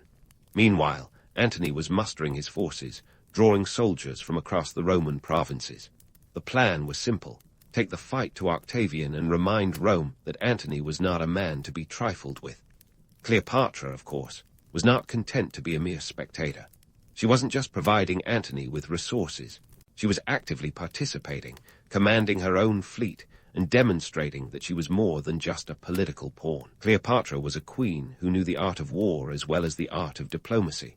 But let's pause for a moment to reflect on the myth versus the reality here. The romantic image of Cleopatra as a seductress who led Antony astray is a narrative straight out of a soap opera. The truth is far less glamorous, but infinitely more interesting. Cleopatra's alliance with Antony was a calculated move, a partnership built on mutual interests and shared goals. It was a union forged in the fires of necessity, not in the flames of passion. As the countdown to the Battle of Actium ticked away, Cleopatra and Antony's preparations were as meticulous as they were ambitious. By the time 31 BC rolled around, they had amassed a formidable force. Cleopatra's fleet, numbering in the hundreds, was a testament to her naval prowess and her commitment to the cause. Antony's legions, bolstered by Egyptian gold, were ready to challenge Octavian's supremacy. However, this is where reality throws a curveball. The Battle of Actium, often portrayed as a grand, decisive confrontation, was less about heroics and more about hard choices. On the fateful day of September 2, 31 BC, It wasn't just a battle of ships and soldiers. It was a battle of wills. Octavian's forces, led by his Admiral Agrippa, had the upper hand in both strategy and positioning. The winds of fate, quite literally, were not in Cleopatra and Antony's favor. As the clash unfolded, Cleopatra made a decision that would become the stuff of legends and misconceptions. With her fleet under pressure and the battle turning against them, Cleopatra ordered a retreat. Some say she fled in panic. Others argue it was a tactical withdrawal. What is clear is that this move has been sensationalized over the centuries, transformed into a tale of cowardice rather than a pragmatic decision in the face of overwhelming odds. With the battle lost, Antony and Cleopatra retreated to Alexandria, their hopes dashed but their resolve unbroken. The aftermath of Actium was a harsh reality check. Rome was coming, and the shadow of Octavian loomed large over Egypt. Cleopatra's focus shifted from military conquest to survival and legacy. In her final days, Cleopatra's mind was as sharp as ever, and her priorities were clear. Protecting her children was paramount. She negotiated with Octavian, offering treasure in exchange for their safety. Cleopatra's pragmatism was on full display. She knew that her kingdom's future lay in the hands of her heirs. But as the walls closed in, Cleopatra made a decision that would echo through history. Her suicide, often romanticized as a tragic end to a storied life, was in reality a calculated act. The method, whether by snakebite or poison, is debated, but the intention was clear. Cleopatra would not be paraded through Rome as a trophy of war. Her death was her final act of defiance, a refusal to be reduced to a mere footnote in Octavian's victory. Cleopatra's legacy, like her life, was complex and multifaceted. She was a queen who navigated the turbulent waters of politics with skill and tenacity. Her story is one of triumph and tragedy, of power and vulnerability. And as the curtain falls on this chapter, one thing is certain. Cleopatra was a force to be reckoned with, a ruler whose impact would be felt long after the echoes of Actium had faded. But don't close the history book just yet, because Cleopatra's story has more pages. Her legacy, her children, and the fate of her beloved Egypt remain to be explored. The end of one chapter is merely the beginning of another in the saga of one of history's most enigmatic figures. Stay tuned, because Cleopatra's tale is far from over, and the sands of time have yet to reveal all her secrets. As the chapter on Cleopatra's dramatic life closes, the curtain rises on the saga of her enduring legacy, a legacy that's as multifaceted as the Nile is winding. Cleopatra's story didn't end with her untimely death in 30 BC. It merely transformed into a myth, a narrative that has been rewritten by poets, playwrights, and politicians for centuries. The allure of Cleopatra, the last pharaoh of Egypt, lies in the gray areas between historical fact and timeless legend. It's a story that's been spun into a tapestry rich with intrigue, power, and a touch of drama that would make even the most elaborate soap opera blush. Cleopatra's legacy is a masterclass in myth-making. Her life was a symbol of power and defiance, and her myth became a symbol of seduction and scandal. The Romans, masters of propaganda, were quick to paint her as the femme fatale who ensnared their noble generals. But the reality, Cleopatra was a savvy political operator, a queen who played the power game with as much cunning as any Roman senator. Her relationships with Julius Caesar and Mark Antony were less about romance and more about political calculus. Cleopatra was a woman who knew how to wield influence, not just over men, but over an entire kingdom. The enduring fascination with Cleopatra can be attributed to her portrayal in art and literature, where she is often cast as a seductive enigma. Shakespeare's Antony and Cleopatra, written in 1607, didn't just put her on the theatrical map, it catapulted her into the realm of cultural immortality. In the play, she is depicted as both a powerful queen and a tragic lover, an irresistible force that drove Antony to ruin. And while Shakespeare's portrayal is far from historically accurate, it is undeniably captivating. It's a testament to Cleopatra's enduring power that her story can still draw audiences today, whether they're clutching a paperback or settling in for a blockbuster movie. But let's not stop at the bard. Cleopatra's image has been reimagined countless times, from the Renaissance paintings that immortalized her in oil and canvas to the silver screen, where she was brought to life by Hollywood's leading ladies. Think Elizabeth Taylor's portrayal in the 1963 epic Cleopatra, a film that nearly bankrupted 20th century Fox but cemented Cleopatra's place in popular culture. This version of Cleopatra was all about glamour and grandeur, complete with costumes that cost more than some countries' GDPs. While not exactly a historical documentary, it showcased the lasting appeal of Cleopatra's story, a blend of spectacle, strength, and seduction that continues to captivate imaginations worldwide. The dichotomy between Cleopatra's myth and her reality highlights the power of storytelling in shaping history. The myth of Cleopatra as the enchanting, exotic queen stands in stark contrast to the historical figure, a shrewd politician and a capable ruler who understood the intricacies of power better than most. She was a master of self-presentation, adept at using her image to bolster her political standing. Cleopatra's ability to speak multiple languages, govern a diverse population, and maintain an independent Egypt under Roman pressure showcases her immense capability as a leader. Economically, Cleopatra's reign was marked by efforts to stabilize and enrich Egypt. She re-established trade routes and revitalized Alexandria as a hub of commerce and culture. Cleopatra's Egypt wasn't just a provider of grain, it was a center of learning and innovation. The famous Library of Alexandria flourished under her patronage, making the city a beacon of knowledge in the ancient world. Cleopatra was aware that education and culture were as important as military might in maintaining her kingdom's influence and independence. Politically, her reign had lasting impacts on both Egypt and Rome. Her alliances and conflicts with Rome set the stage for the transformation of the Roman Republic into the Roman Empire. Cleopatra's demise and the annexation of Egypt by Rome marked the end of the Hellenistic age and the beginning of a new era of Roman expansion. The political and economic shifts that followed her death reshaped the Mediterranean world, leaving an indelible mark on history. So why does Cleopatra's story continue to resonate with us today? Perhaps it's because her saga is a reminder of the complexities of power and the ways in which history can be both recorded and rewritten. Cleopatra was a figure who defied easy categorization, a woman who wielded power in a male-dominated world and whose life was as much about strategy as it was about spectacle.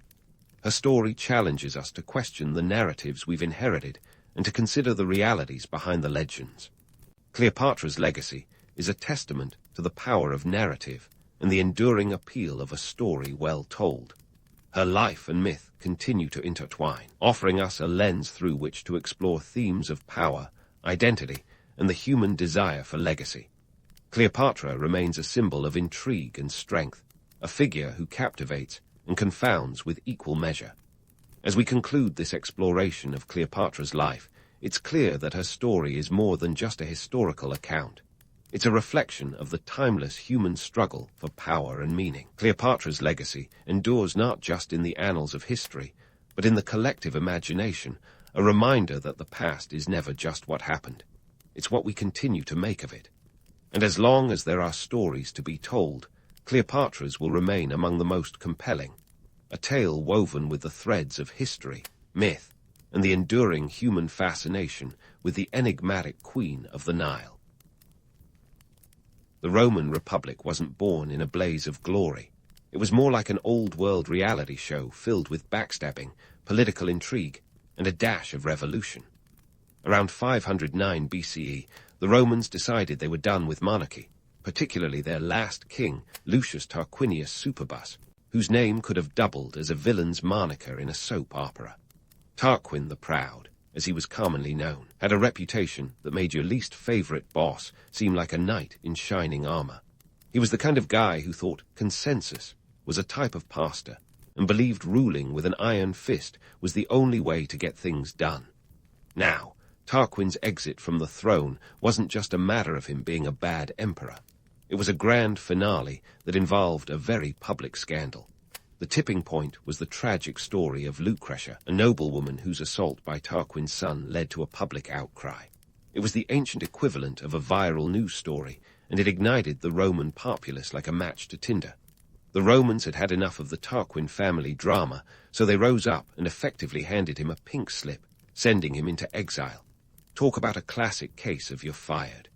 With the monarchy gone, Rome needed a new playbook. Enter the Roman Republic, a system that was supposed to be governed by the people, but as anyone who's ever been to a town hall meeting knows, that can get a bit messy. The Romans were no different. The power vacuum left by Tarquin's departure wasn't filled by the masses, but by a new political elite, the patricians. These were the aristocratic families who claimed all the prestige and power, like the Kardashians of ancient Rome, but with togas and less social media influence. They handled the Senate and controlled the major offices, keeping the real power within their own tight-knit circle. The plebeians, or the common folk, made up the majority of the population. Think of them as the ancient Rome's working class. They were the farmers, laborers, and craftsmen, the ones who actually kept the city running. Despite being the backbone of Roman society, they were initially left out of the political process. It sounds a bit like inviting people to a party and then telling them they can't come inside. This divide created a societal structure that was more like a seesaw than a solid foundation. The patricians sat comfortably on one end, while the plebeians were left dangling precariously on the other.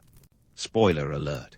This imbalance would lead to centuries of struggle and change, but let's not get ahead of ourselves. The early republic was a time of experimentation, like a teenager trying to figure out their identity, but with more gladiators and less tick-tock. Rome's new government was a complex beast. At its heart, it was a republic, a form of government that was supposed to represent the interests of the people. But in reality, it was about as democratic as a middle school student council. The Roman Senate was the ruling body, composed of patricians who served for life. It was less about representing the common populace and more about keeping the aristocratic families in power. Forget about one person, one vote. In Rome, it was more like one patrician, one decree. They did, however, have what they called consuls, a pair of officials who were elected to serve one-year terms. The idea was that they'd keep each other in check, but it often ended up more like a buddy cop movie, complete with disagreements and power struggles. Imagine trying to co-drive a car with someone who insists on taking every wrong turn, but you're stuck in the passenger seat. That's Roman politics for you.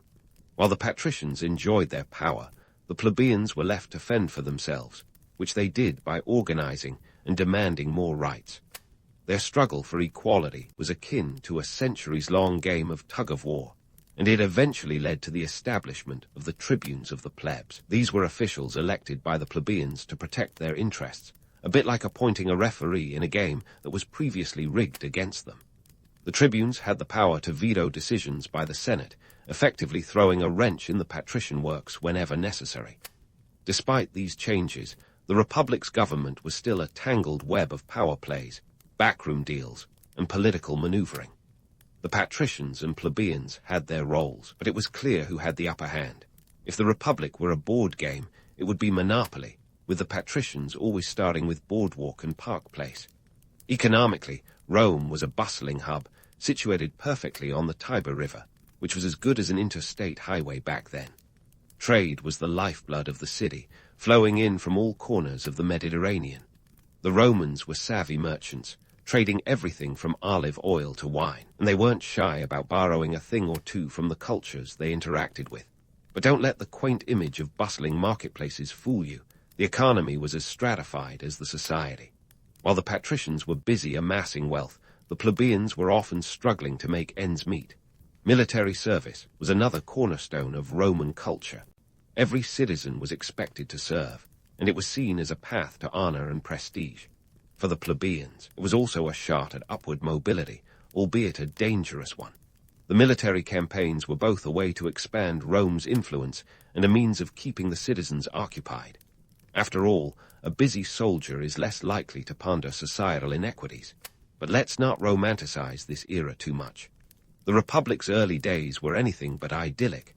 It was a time of constant change, adjustment, and at times, brutal conflict. The Romans were figuring things out as they went, like a new homeowner trying to assemble a piece of IKEA furniture armed only with determination and a vague instruction manual.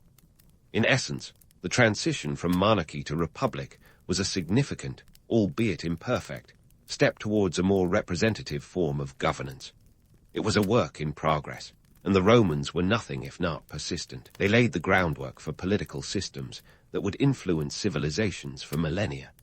So next time you find yourself grumbling about modern politics, remember that the Romans were in the trenches of political evolution long before we even had words like bureaucracy to complain about. So, as the Romans were busy laying the groundwork for political systems that would echo through the ages, they were also embroiled in a political theatre that was as thrilling as it was cutthroat. Enter the Roman Senate and the consuls, the dynamic duo of Roman governance. This was like the ancient version of a buddy cop movie, except instead of solving crimes, they were navigating the treacherous waters of Roman politics. Picture the Senate as a grand amphitheater filled with toga-clad men whose primary purpose was to keep the patrician status quo firmly intact. The Senate, composed of around 300 members during the early Republic, was the ultimate old boys' club. Membership was for life, which meant that once you were in, you were there until you keeled over. This was less about democratic ideals and more about ensuring that power stayed within a tight-knit circle of elites. Think of the Senate as a giant game of musical chairs, but with far fewer chairs than players, and a soundtrack of political maneuvering. While the Senate wasn't exactly a democratic institution, it did hold significant sway over Roman policy. Senators were the ones who decided on matters of war and peace, drafted legislation, and controlled financial affairs. They were like the board of directors of the Roman state, minus the stock options. This wasn't a group of bumbling bureaucrats, though many were seasoned military leaders or experienced magistrates, lending a veneer of expertise to the proceedings. Yet, despite the impressive resumes, the Senate often functioned more like a feud-laden family reunion than a legislative body, with alliances and rivalries dictating much of the political landscape. Now, let's talk about the consuls, those two illustrious figures at the helm of the Republic's administration. Elected annually, these guys were the CEOs of Rome, except there were two of them, and they didn't get golden parachutes. The consulship was a prestigious gig, but it came with a hefty dose of political drama. Each consul wielded imperium, the power to command armies and exercise judicial authority, which sounds grand until you realize they were always looking over their shoulder at their co-consul. This setup was supposed to prevent any one man from amassing too much power, but in practice, it often led to a kind of frenemies dynamic. Imagine trying to co-lead a company with your rival, and you'll get the picture. The consuls also had the delightful task of presiding over the Senate and executing its decrees, which meant they had to balance the desires of the Senate with the needs of the Republic. If this sounds like a recipe for tension, it was. Consuls often found themselves entangled in conflicts both with each other and with the Senate, and the stakes were high.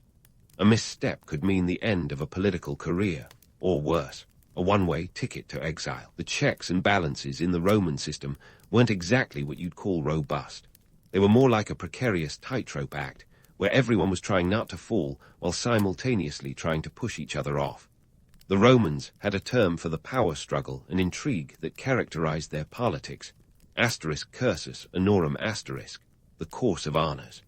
This was the political ladder every ambitious Roman aspired to climb, starting from lesser offices like quaestor or aedile, and hopefully reaching the heights of the consulship. It was a game of political chess, with every move calculated, every alliance scrutinized, and every back ready for a metaphorical knife. And speaking of backstabbing, let's not forget the literal kind that was all too common in Roman politics. The most infamous instance, of course, would come later with Julius Caesar's assassination, but the seeds of such treachery were sown long before. The Republic was a hotbed of conspiracy, with political rivals resorting to bribery, assassination, and any other means necessary to get ahead. It was like a Shakespearean drama unfolding in real life, complete with tragic heroes, scheming villains, and plenty of bloodshed. Despite all this, the Roman Republic managed to function, largely because of the pragmatic nature of Roman politics. The Romans were nothing if not adaptable, willing to tweak their systems and make concessions when necessary to maintain order. This pragmatism was evident in their handling of the plebeian demands for greater representation. The establishment of the tribune of the plebs, for instance, was a significant step toward balancing the interests of the patricians and the plebeians, even if it was more of a band-aid than a cure. Economically, Rome continued to thrive, thanks in large part to its strategic location and robust trade networks. The city was a bustling hub of activity, with goods flowing in from across the Mediterranean. This economic vitality was both a blessing and a burden. While it enriched the patricians and provided opportunities for the plebeians, it also created tensions as wealth disparities grew. The patrician class lived in opulence, hosting lavish banquets and adorning themselves with the finest luxuries, while the plebeians often struggled to make ends meet. This economic divide was a microcosm of the broader societal tensions that simmered beneath the surface of the Republic. The plebeians might have had their tribunes, but the real power remained in the hands of the patricians. It was a delicate balance, one that required constant negotiation and compromise. The patricians were keenly aware that their grip on power depended on keeping the plebeians at least somewhat satisfied, lest they face another revolt. In essence, the Roman Republic was a complex tapestry of power plays, political intrigue, and social stratification. It was a system that relied on the cooperation and conflict between the Senate and the consuls, a delicate dance that kept the Republic functioning, albeit imperfectly. The Romans were pioneers of political innovation, but their system was far from idyllic. It was a work in progress, a constant balancing act that required adaptability and resilience. As the Republic evolved, it became clear that while the Romans had mastered the art of governance, they were also masters of political theater. The Senate and the consuls were the stars of the show, but the real drama unfolded in the corridors of power, where alliances were forged and broken, and where the fate of the Republic was decided. In the end, the story of the Roman Republic is one of ambition, power, and the eternal struggle for control, a tale that resonates through the ages, reminding us that the more things change, the more they stay the same. Now, if you thought Roman politics was a circus, just wait until we dive into their military escapades. The Roman Republic's military might was the stuff of legends, right? Invincible legions, steel discipline, and generals who could give Alexander a run for his money. Well, strap in because we're about to peel back the curtain and reveal the not-so-polished reality. First off, let's tackle the myth of the perfect Roman soldier, a paragon of discipline and precision. Sure, the Roman legions were formidable, and their military tactics were revolutionary. We're talking about formations like the torus, or asterisk testudo asterisk, where soldiers would align their shields to form an impenetrable shell. Impressive, right? But let's not forget the delightful chaos that sometimes ensued.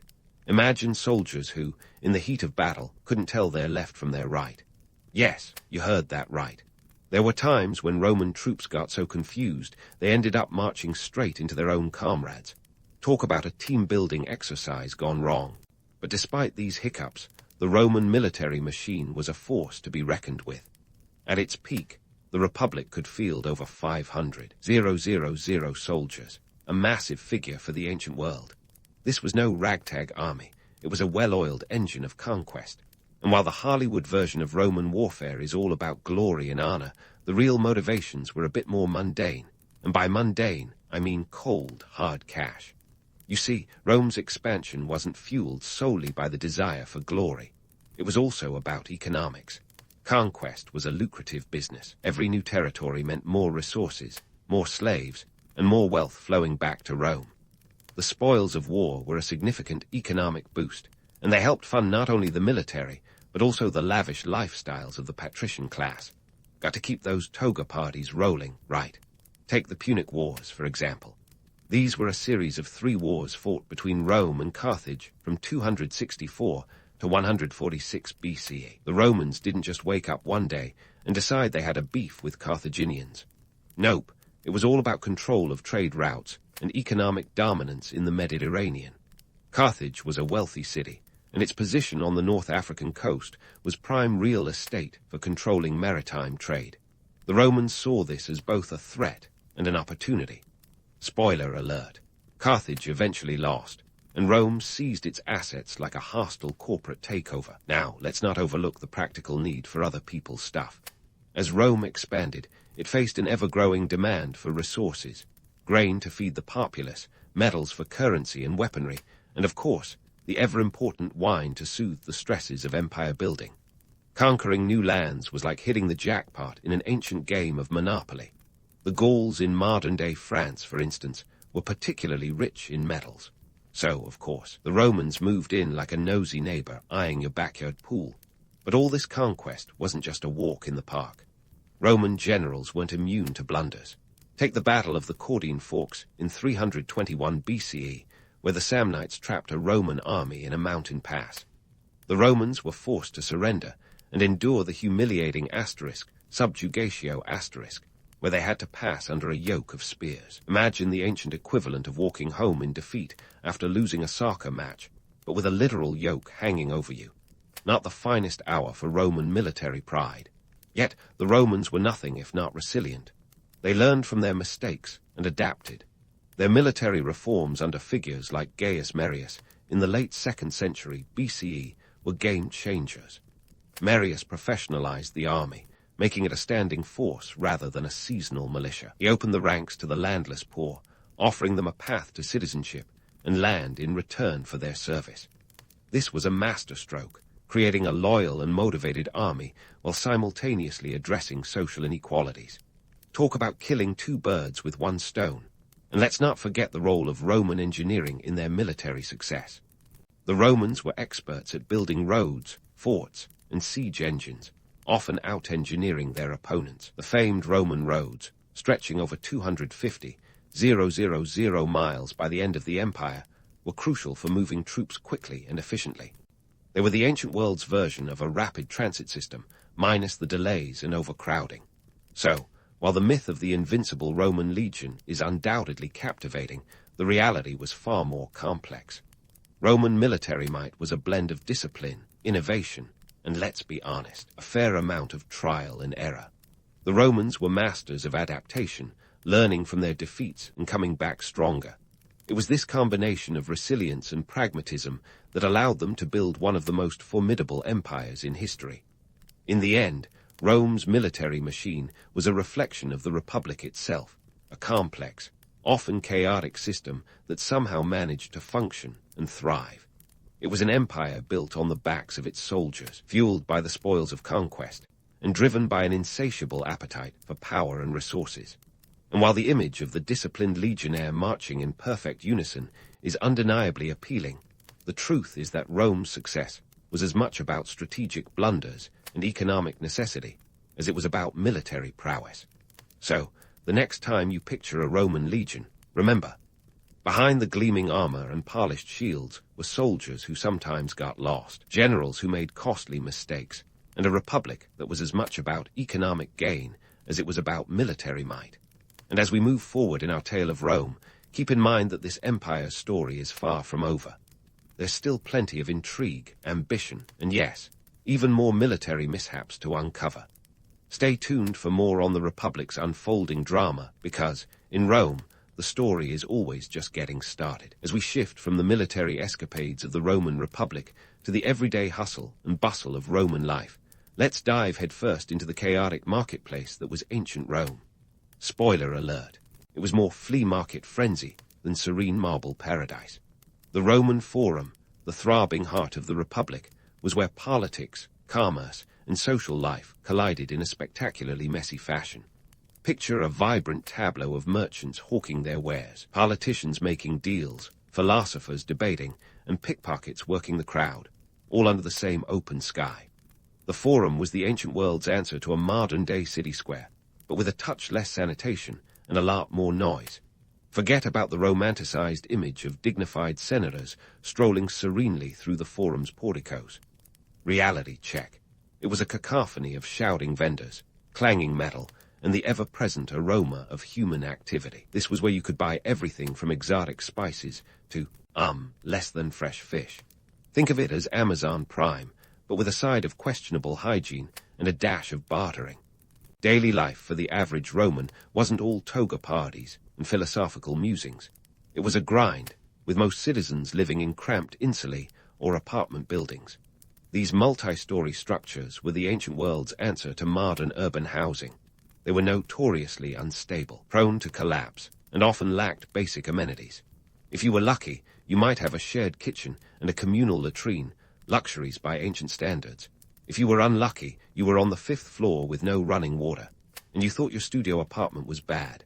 The class divide in Rome was as stark as the contrast between a patrician villa and a plebeian flat. Patricians lived in opulent domus, sprawling homes with private courtyards, frescoed walls, and running water. Meanwhile, the majority of Romans, the plebeians, lived in conditions that would make a modern city planner cringe. These insulae were fire hazards, with wooden upper floors and open flames for cooking. Fires were so common that the government had a dedicated fire brigade, the *Vigiles*, who patrolled the city, ever ready to spring into action with buckets of water and sand. Urban living came with its own set of challenges, traffic congestion being one of them. Before you imagine a charioteer traffic jam on the Appian Way, remember that chariots were typically for the wealthy. Most Romans navigated the city on foot, dodging carts, livestock, and the occasional runaway amphora. The streets were narrow, often clogged with people and goods, making a simple trip to the Forum feel like an obstacle course. If you think parallel parking is tough, try maneuvering a cart through a bustling Roman street. Economic disparities were glaringly visible in the diet of the Romans. While patricians feasted on delicacies like dormice stuffed with nuts and honey, the plebeians often subsisted on bread and porridge. The Roman grain dole, a state-sponsored program, provided free or subsidized grain to citizens, a necessity in a city where food security was a constant concern. This wasn't born out of altruism but practicality. Keep the masses fed, and they are less likely to revolt. Sound familiar? Water, too, was a critical concern. The Romans were masterful engineers, building aqueducts like the Aqua Appia, constructed in 312 BCE, which brought fresh water from miles away into the city. These marvels of engineering allowed for public baths, fountains, and latrines, crucial for maintaining some level of public health in a city teeming with life. But let's not get too rosy-eyed about the Roman plumbing system. While the wealthy enjoyed private baths, the average Roman bathed in public facilities, which were as much social hubs as they were places of hygiene. The baths were the ancient version of a coffee shop, minus the Wi-Fi, and with a lot more nudity. In terms of entertainment, the Romans were not ones to shy away from the dramatic. The Colosseum, completed in 80 CE, could hold up to 50,000 spectators, all eager to witness gladiatorial games, animal hunts, and even mock naval battles. It was the Super Bowl of ancient Rome, complete with cheering crowds and the occasional thumbs down. But not all entertainment was bloody. The Romans loved theatre, with plays that ranged from the highbrow to the bawdy. Plautus, a playwright from the 3rd century BCE, was known for his comedies full of slapstick and innuendo, proving that the Romans appreciated a good laugh as much as a good fight. Religion played a central role in Roman life, with gods and goddesses for everything from war to wine. The Romans were pragmatic in their worship, incorporating deities from conquered peoples into their own pantheon, a divine version of if you can't beat them, join them. Temples dotted the city, serving not just as places of worship, but also as banks and meeting places. The Vestal Virgins, priestesses dedicated to Vesta, goddess of the hearth, were among the most respected figures in Roman society. Their role was to maintain the sacred fire, ensuring the security and prosperity of Rome. And you thought your job had high stakes. The complexity of Roman society was reflected in its legal system, which laid the foundation for modern law.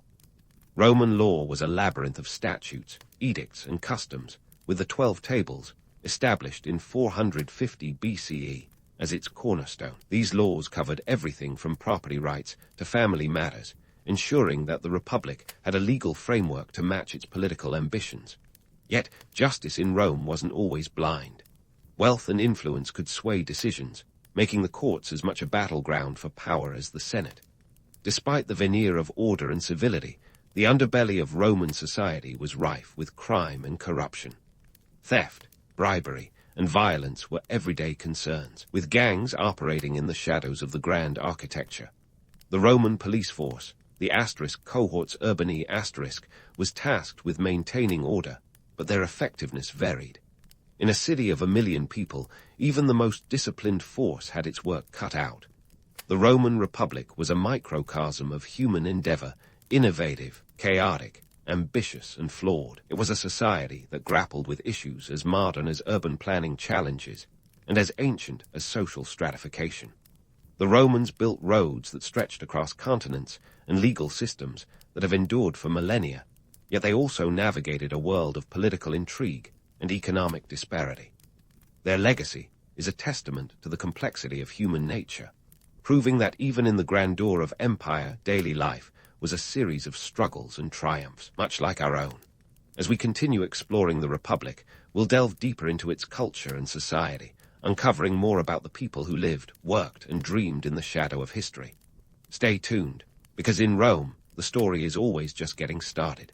As we continue exploring the Republic, we'll delve deeper into its culture and society, uncovering more about the people who lived, worked, and dreamed in the shadow of history. Stay tuned, because in Rome, the story is always just getting started. And what a story it is! The grand finale of the Roman Republic is less of a slow, dignified curtain fall and more of a fireworks display gone awry.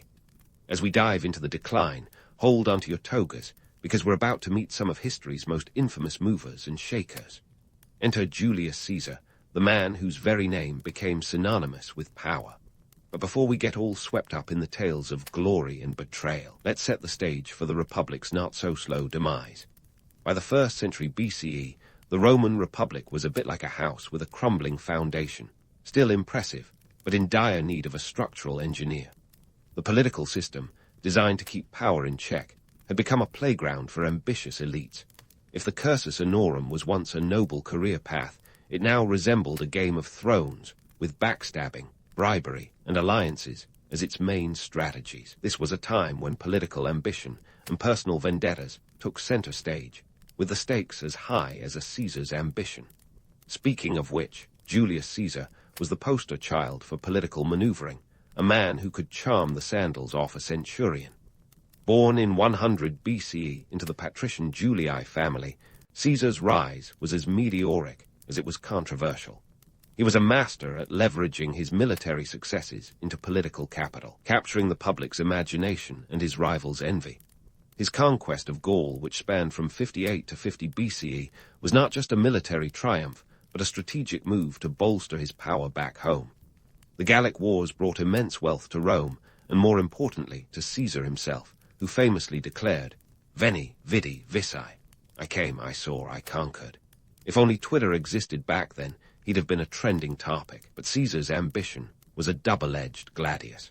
His accumulation of power set off alarm bells in the Senate, a politically astute, if somewhat paranoid, group who had seen this playbook before. They feared Caesar was steering dangerously close to monarchy, the very thing the Republic had overthrown centuries earlier.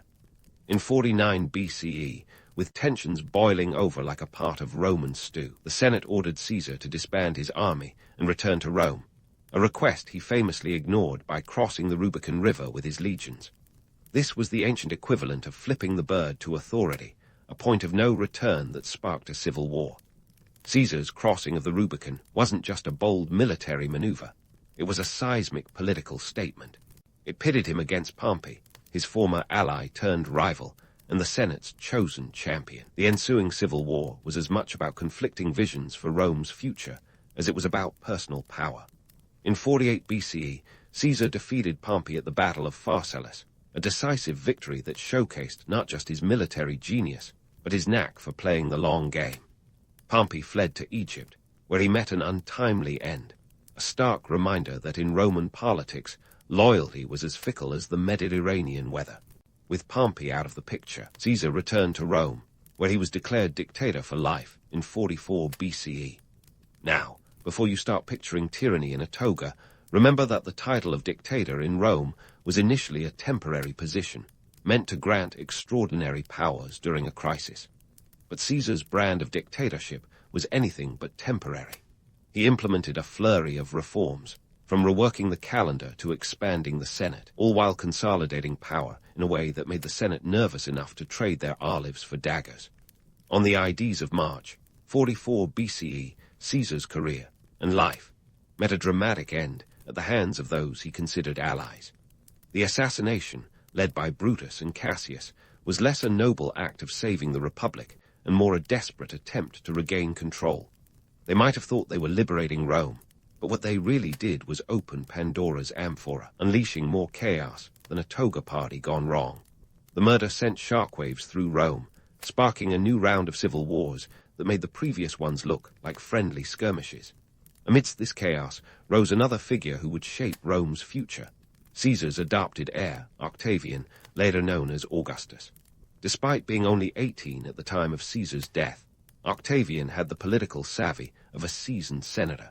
He played the game of alliances like a maestro, teaming up with Mark Antony and Lepidus to form the Second Triumvirate in 43 BCE. This was less of a political alliance and more of a power-sharing agreement among frenemies, with each member eyeing the others with suspicion and ambition. The Triumvirate set about avenging Caesar's murder, defeating Brutus and Cassius at the Battle of Philippi in 42 BCE.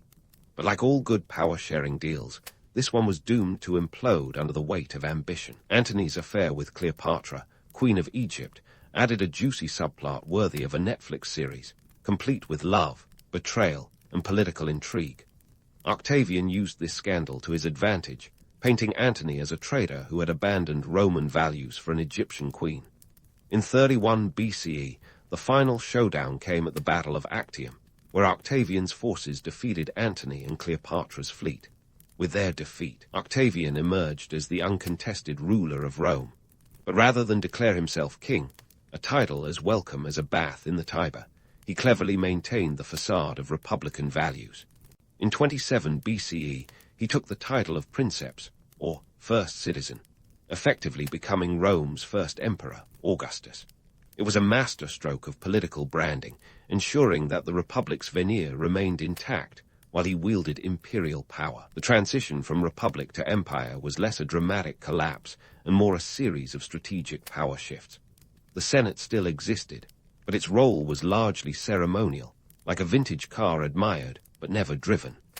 Augustus's reign marked the beginning of Pax Romana, a period of relative peace and stability that lasted over 2 centuries.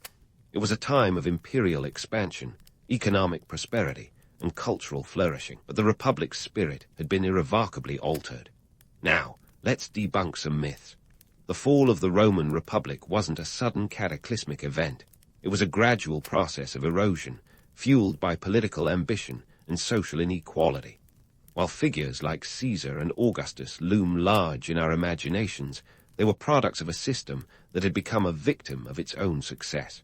The Republic's intricate balance of power, designed to prevent any one man from ruling supreme, had created a vacuum that ambitious leaders were all too eager to fill. But before we wrap up our Roman saga, let's pause and consider the lessons this ancient drama offers to our modern world. The Roman Republic's story of political maneuvering, social inequality, and the allure of power is a timeless tale, echoing through the corridors of history like a cautionary whisper. It reminds us that governance, whether in ancient Rome or a 21st century democracy, requires constant vigilance, adaptability, and a commitment to the common good. As we navigate our own political landscapes, the rise and fall of the Roman Republic serves as a potent reminder that even the mightiest systems are not immune to the ambitions of men. So, the next time you find yourself grumbling about modern politics or dreaming of a golden age of governance, remember the Romans. Their republic was a complex tapestry of innovation, chaos, and ambition, a testament to the enduring complexity of human nature. And while the empire that followed would go on to achieve great things, the legacy of the republic remains a poignant lesson in the art of governance, the triumphs, the failures, and the eternal dance between power and principle. And there you have it, dear listeners, the rise and fall of the Roman Republic, a saga of ambition and resilience, a tale for the ages. As we close this chapter, may the echoes of Rome's past inspire us to build a future worthy of its lessons. Stay curious, question everything, and remember, history is never just history. It's the story of us all. In the year 482 AD, when the Balkans were a patchwork of cultures and chaos, a baby named Justinian was born. Now, if you're thinking this sounds like the start of a classic rags-to-riches tale, you wouldn't be wrong, but the real story is far more intriguing than your average fairy tale. The Balkans weren't exactly the VIP section of the Roman Empire, more like the crowded backseat of a used chariot. But from this very backseat, Justinian would make his way to the driver's seat of Byzantine politics, thanks in large part to his uncle, Justin I, who had a knack for being in the right place at the right time. Let's start with Uncle Justin, who rose from a humble peasant to become emperor by sheer luck and a dash of audacity. Imagine a farmer suddenly finding himself in the corridors of power, and you've got the right idea. Justinian's uncle was a man who knew how to play the game, and he wasn't about to leave his nephew behind. So there was Justinian, plucked from obscurity, thrust into the heart of Byzantine society, and primed for greatness, or at least for a life far removed from the agrarian grind. Now, Justinian wasn't just riding his uncle's coattails. He was shrewd, ambitious, and had an eye for the ladies, one lady in particular, Theodora. Ah, Theodora, woman who would become empress, and one of the most formidable figures of the Byzantine era. Before she was an empress, she was an actress, a profession that was, let's say, not exactly held in the highest esteem. In fact, it was scandalous enough to make the modern tabloids blush. But Justinian saw something more in Theodora. Maybe it was her wit, her intelligence, or her ability to navigate the Byzantine social scene with the finesse of a seasoned politician. Whatever it was, their marriage was as strategic as it was romantic, a union that shocked the elite but set the stage for one of the most dynamic duos in history. With Theodora by his side, Justinian wasn't content with just sitting on a fancy throne. No, he had grand plans to restore the Roman Empire to its former glory. Picture this: a man with a vision to reclaim the greatness of Rome, inspired perhaps by stories of Julius Caesar and Augustus, who were more like distant legends by this time.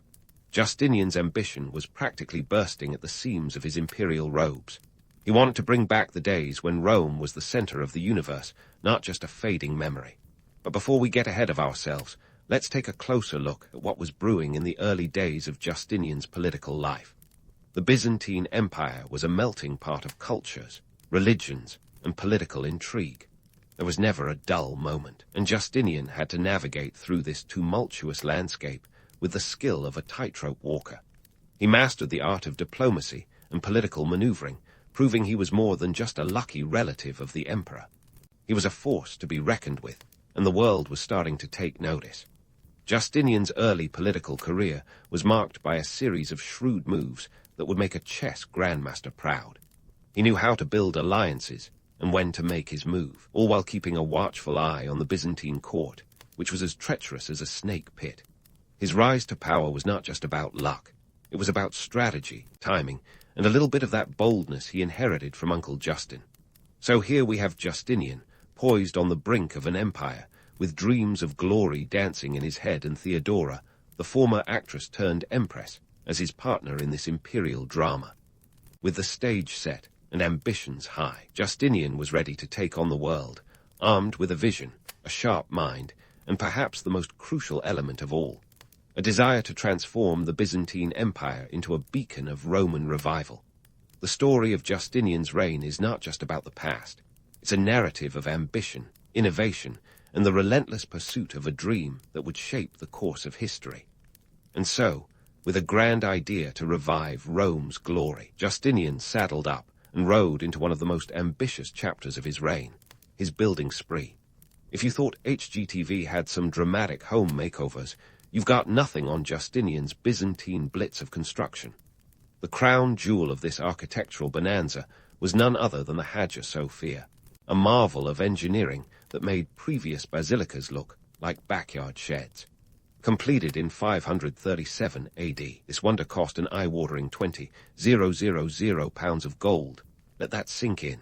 That's roughly 320,000 Roman pounds, or as we might say in modern terms, enough to make any treasury weep. The Hagia Sophia wasn't just a building, it was a statement. Justinian wanted to show the world that the Byzantine Empire was not only alive, but kicking with style. The dome alone, spanning over 100 feet, seemed to defy gravity, hovering like a celestial crown over Constantinople. Visitors were awestruck, and rightly so. This was architecture that whispered of divine inspiration and imperial power. But let's not forget the other side of this shiny coin, the economic strain. Building an empire costs money, and Justinian was spending it like it was going out of fashion. Now, let's talk about the financial wizard, or perhaps wizard of woe, behind these ambitious projects, John the Cappadocian. Imagine a tax collector who could make a penny scream, and you've got John. As Justinian's chief taxman, he wielded his abacus like a warrior with a sword. His tax policies were about as popular as a skunk at a garden party. John's methods were ruthless, and while some might say he was simply doing his job, others felt the sting of his collection tactics like an imperial boot on their throats. John's approach to filling the empire's coffers was less Robin Hood and more Sheriff of Nottingham. He imposed taxes on everything from land to livestock, leaving many a farmer shaking their head over their dwindling resources. The Byzantine economy was a delicate ecosystem, and John's heavy-handed policies didn't exactly help it thrive. It's a classic case of robbing Peter to pay Paul, and Peter wasn't too pleased about it. The populace, naturally, had a few things to say about this. Riots weren't uncommon, and discontent simmered beneath the surface like a pot on the verge of boiling over. Justinian, meanwhile, was caught in a delicate dance. On one hand, his vision of a grand empire required vast resources. On the other, his policies were sowing seeds of discontent that could threaten his rule. It was a precarious balance, and Justinian knew that the line between success and failure was as thin as a Byzantine gold coin. But before we paint John as the sole villain of this piece, let's put things in perspective. The empire was a sprawling beast with an insatiable appetite for resources. Roads needed mending, armies needed feeding, and palaces didn't maintain themselves. While John's methods were brutal, some might argue they were a necessary evil in an empire constantly on the brink of financial ruin. The Byzantine treasury was a leaky bucket, and John was tasked with keeping it as full as possible, even if it meant squeezing every last drop from the empire's citizens. And let's not forget the bigger picture here. Justinian wasn't simply building for the sake of building. His projects were part of a grander vision to cement his legacy and solidify his reign. Each stone laid in the Hagia Sophia was a step toward transforming Constantinople into the beating heart of a revived Roman Empire. It was a gamble, sure, but one that Justinian was willing to take, even if it meant walking a political and economic tightrope that could snap at any moment. In the end, Justinian's reign was a masterclass in ambition and audacity, where the lines between visionary leadership and tyrannical rule blurred like the colors in a Byzantine mosaic. His building projects, with the Hagia Sophia at their heart, were both a testament to his dreams and a burden on his empire, a duality that would define his legacy. As we look back, it's easy to romanticize the grandeur of his accomplishments, yet the reality is far more complex, a tapestry woven with threads of triumph and tribulation. And with that, we leave Justinian amidst his architectural wonders, his empire teetering on the edge of greatness and chaos, ready to explore more of the drama and brilliance that defines this iconic emperor's tale. Just as Justinian's architectural ambitions were set in stone, quite literally, his military aspirations were forged on the battlefield. Enter Belisarius, Justinian's right-hand man, and the kind of general who could make ancient military strategists sit up and take notes. If you're picturing a suave, battle-hardened figure with the charisma of a rock star and the strategy skills of a chess master, you're spot on. Belisarius was the man Justinian trusted to bring his vision of a reunited Roman Empire to life. And boy, did he get to work. Picture the Byzantine Empire as a house of cards, ambitious, delicate, and prone to collapse if not handled with care. Justinian had his sights set on reclaiming the lost Western Roman territories, and for this, he needed someone who could play the strategic game as deftly as he did. Enter Belisarius, who, in 533 AD, set sail for North Africa with a fleet that would make any naval commander drool. His destination, the Vandal kingdom, which had been living it up in Carthage since the 5th century. Belisarius's campaign was a textbook case of efficiency. In a matter of months, he toppled the Vandal kingdom, capturing Carthage and sending shockwaves across the Mediterranean. This wasn't just a military victory, it was a statement. The Roman Empire, well, the Byzantine Empire to be precise, was back in business. And the price tag, a whopping 15,000 soldiers and a fleet of 500 ships, a logistical masterpiece that demonstrated the empire's impressive reach and resources. But before you start applauding, let's dig into the gritty details. The success in North Africa came at a cost, both in blood and treasure. Soldiers didn't fight for glory alone. They needed pay, food, equipment, and all the other trappings of war.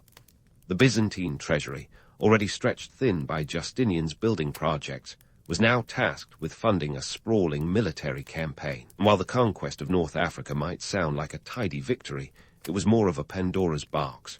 The region was rife with internal strife, rebellious Berbers, and logistical nightmares. Keeping it under control was a task akin to herding cats, each with its own agenda. Meanwhile, Belisarius had barely unpacked his bags before he was sent to Italy. Yes, the Italian peninsula, that boot-shaped land mass with a history as tangled as a bowl of spaghetti. The Ostrogoths had taken over after the fall of the Western Roman Empire, and Justinian wanted it back. Belisarius landed in 535 AD, ready to dish out some Byzantine justice, only to discover that the Italian campaign was a different beast altogether. Unlike the Blitzkrieg in North Africa, Italy was a slog. Belisarius captured Rome in 536 AD, but the Ostrogoths weren't about to roll over. They launched a siege that lasted until 538 AD, turning the Eternal City into a battleground. Imagine the chaos. Supply lines cut, citizens starving, and soldiers fighting in the shadow of ancient Roman ruins. It was a grim reminder that war wasn't just about glory. It was about survival, and the cost was steep. And if you thought that was the end of the drama, think again. Justinian's court was a hotbed of intrigue, with power plays that would make any modern political drama seem like a playground squabble. Belisarius, for all his battlefield brilliance, was caught in the crosshairs. Jealous rivals whispered in Justinian's ear, suggesting that maybe, just maybe, Belisarius had his own ambitions for power. The general was recalled to Constantinople, his victories overshadowed by court politics. Think of it as a Game of Thrones episode, but with more togas and less dragon fire. Belisarius was trapped in a web of suspicion, his loyalty questioned despite his undeniable successes. And while Justinian didn't strip him of his titles outright, he made sure to keep a tight leash on his general. It was a classic case of biding the hand that fed you. Only in this case, the hand had also won you back a sizable chunk of your empire. Meanwhile, the Italian campaign dragged on at a snail's pace, draining resources faster than you could say Byzantine bureaucracy. By the time it limped to a conclusion in 554 AD, the region was a shadow of its former self, a testament to the cost of imperial ambition. The toll, an estimated 30,000 Byzantine soldiers lost, countless civilians caught in the crossfire, and an empire struggling to keep its head above water. And yet, the allure of Justinian's vision can't be ignored. The dream of a restored Roman Empire was tantalizing, a seductive narrative that promised glory and unity in a fractured world. Justinian's campaigns were as much about the past as they were about the future, a bid to reclaim the empire's rightful place in history.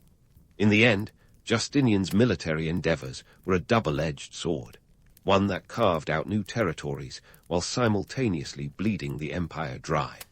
It was a balancing act of epic proportions, one that required not just military might, but also political savvy, economic foresight, and a healthy dose of luck. And while Justinian and Belisarius managed to achieve what few thought possible, the cost was a burden the empire would carry long after the dust of battle had settled. As we leave Justinian standing on the precipice of his empire, it's clear that his reign was a tapestry woven with threads of triumph and tragedy. The story of his military campaigns is not just a tale of conquest, but a cautionary reminder of the price of ambition. And with that, we prepare to delve deeper into the complexities of his legacy, where the lines between heroism and hubris blur like the colors in a Byzantine mosaic. And so, with Justinian's campaigns leaving the empire teetering on the brink, like a juggler with one too many balls in the air, we find ourselves in the year 532 AD, right in the thick of the Nika riots. Now, if you think you've seen chaos, trust me, this was a whole different ball game. Picture Constantinople, the glittering heart of the Byzantine Empire, suddenly plunged into an uproar that threatened to topple the emperor himself. It was like the ultimate season finale of a political drama, complete with betrayal, chaos, and a plot twist that would make even the most jaded spectators gasp. The trouble began, as it often does, in the hippodrome. Yes, that's right, in the chariot racing arena, where two factions, the blues and the greens, were more than just sports enthusiasts. These were political parties with a penchant for brawling that would make modern soccer hooligans look like choir boys. The riot kicked off over some disputed arrests, but it quickly spiraled into a full-blown rebellion against Justinian's regime. You see, the people were already simmering under the weight of high taxes and political grievances, and the arrests were the spark that ignited the powder keg. For 6 days, the city was engulfed in flames, quite literally. The rioters went on a rampage, burning down buildings, including the original Hagia Sophia. It was as if the city itself was venting its frustrations, and Justinian was right in the line of fire. At one point, the mob even proclaimed a new emperor, Hypatius, a nephew of the former emperor Anastasius I. You could almost hear the imperial crown wobbling on Justinian's head. The emperor, understandably, considered packing his bags. After all, when the capital is burning and the people are calling for your head, a quick exit seems rather appealing. But this is where Theodora, Justinian's formidable wife, comes into the spotlight. She was not about to let her husband's reign end in such ignominy. Her speech, delivered with the cool confidence of someone who knows she's got the room's attention, was nothing short of legendary. Essentially, she reminded Justinian that purple made a fine burial shroud, suggesting that death was preferable to the disgrace of abdication. Now, that's what you call a motivational speech. Inspired and bolstered by Theodora's resolve, Justinian decided to fight back. He called upon Belisarius, the military maestro who had been busy elsewhere, to handle the situation. In a move that combined strategy with a touch of ruthlessness, Belisarius and his troops trapped the rioters in the hippodrome and crushed the rebellion. The casualty count was staggering. Some sources suggest as many as 30,000 people were killed. It was a brutal reminder that power, once challenged, would be defended with blood. In the wake of the riots, Justinian's administration underwent a significant shake-up. Trust was in short supply, and the emperor was keen to ensure that such a revolt could never happen again. The aftermath saw a crackdown on dissent that was as thorough as it was severe. Theodora, having proven her mettle, became even more influential in court, her position cemented as not just an empress, but a critical player in the empire's politics. This was also a turning point for Justinian's rule. The emperor realized that maintaining his grip on power required more than grand visions and architectural marvels. It required a firm hand, a network of loyal supporters, and occasionally a willingness to let the sword do the talking. In the years that followed, Justinian's administration became more centralized, his policies more autocratic, and his reliance on a close-knit circle of advisors more pronounced. But let's not get too misty-eyed about the good old days. The opulence of the imperial court was funded by the sweat and blood of its citizens. Taxes remained high, and the economic strain on the populace continued. While Justinian's projects and policies aimed at restoring Roman glory, they also strained the empire's resources to the breaking point. The Nika riots had laid bare the simmering discontent that lurked beneath the surface of the empire's glittering facade, a reminder that even the most powerful rulers could find themselves at the mercy of their subjects' whims. So, as we leave Justinian amid the smouldering ruins of the Nika riots, it's clear that his reign was as much about survival as it was about ambition. The events of 532 AD had taught him, and perhaps the world, a valuable lesson, that the line between order and chaos was as fragile as a Byzantine mosaic, easily shattered and painstakingly difficult to piece back together. And with that, we set the stage for the next act in Justinian's tumultuous reign, where the stakes would only get higher and the challenges more daunting. The emperor's story was far from over, and the world would soon see just how resilient he could be in the face of adversity. With the Nika riots still smouldering in the rearview mirror, Justinian refocused his energies on something that would outlast the chaos of rebellion, the Justinian Code. We're talking about a legal overhaul that would make any law student weep tears of gratitude or frustration, depending on their tolerance for legalese. This wasn't just about jotting down some rules. It was about cleaning up centuries' worth of legal spaghetti that was the Roman law. Imagine trying to make sense of a library where every book is written in a different language and half of them contradict the other half. That was Roman law before Justinian got his hands on it. In 529 AD, Justinian set his legal eagles to work under the watchful eye of Tribonian, his top legal advisor. The goal: to distill the massive body of Roman law into something coherent and applicable to the Byzantine Empire's needs. We're talking about over 500 years of legal material, from the 12 tables of ancient Rome to the imperial edicts of Justinian's predecessors. The result was the Corpus Juris Civilis, or the body of civil law, completed in 534 AD. This wasn't just a tidy legal manual. It was a monumental achievement, a legal Rosetta Stone that would influence European law for centuries. The Justinian Code comprised 4 parts: the Codex Justinianus, the Digest, the Institutes, and the Novels.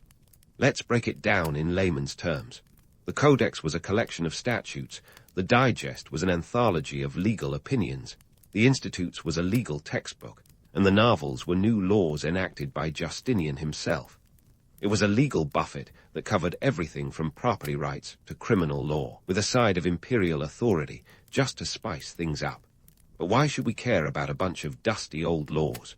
Well, the Justinian Code laid the groundwork for the legal systems of modern Europe. It was the backbone of civil law traditions, the kind that would later shape the Napoleonic Code and even influence the development of modern legal systems around the world. So next time you're stuck in a traffic court, remember to thank, or curse, Justinian for setting the stage. Yet, while Justinian's legal reforms were a stroke of genius, they also reflected the empire's cultural and economic contradictions. The Byzantine Empire was a tapestry of cultures woven together with threads of Roman tradition and Eastern influence, each vying for dominance. Justinian's reign was a cultural renaissance, with art and architecture flourishing like never before. The Hagia Sophia was just the tip of the iceberg. Mosaics, religious icons, and intricate architecture were all part of the empire's vibrant cultural landscape. However, this cultural enrichment came at a price. Economically, the empire was a teetering Jenga tower, precariously balanced on Justinian's grand ambitions. His military campaigns, vast building projects, and legal reforms were expensive, very expensive. The empire was like a medieval rock star living lavishly on credit, always one step away from financial ruin. The economy was a patchwork of tax policies, trade routes, and agricultural output, all straining under the weight of imperial expectations.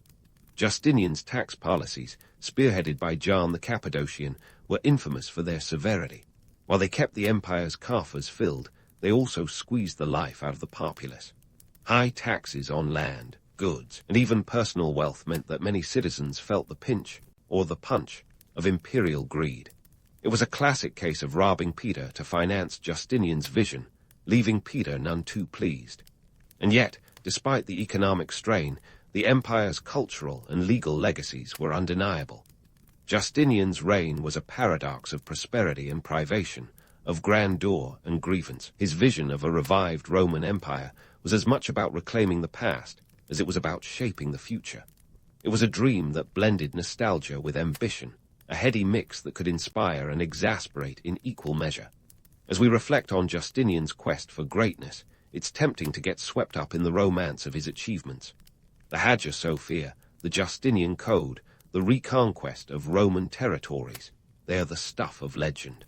But for every glittering triumph, there was a shadow: economic hardship, social unrest, and the harsh realities of maintaining an empire. Justinian's legacy is a reminder that history is rarely a tale of unblemished success. Leaders are remembered for their grand ambitions, even when the results are a mixed bag of victory and failure.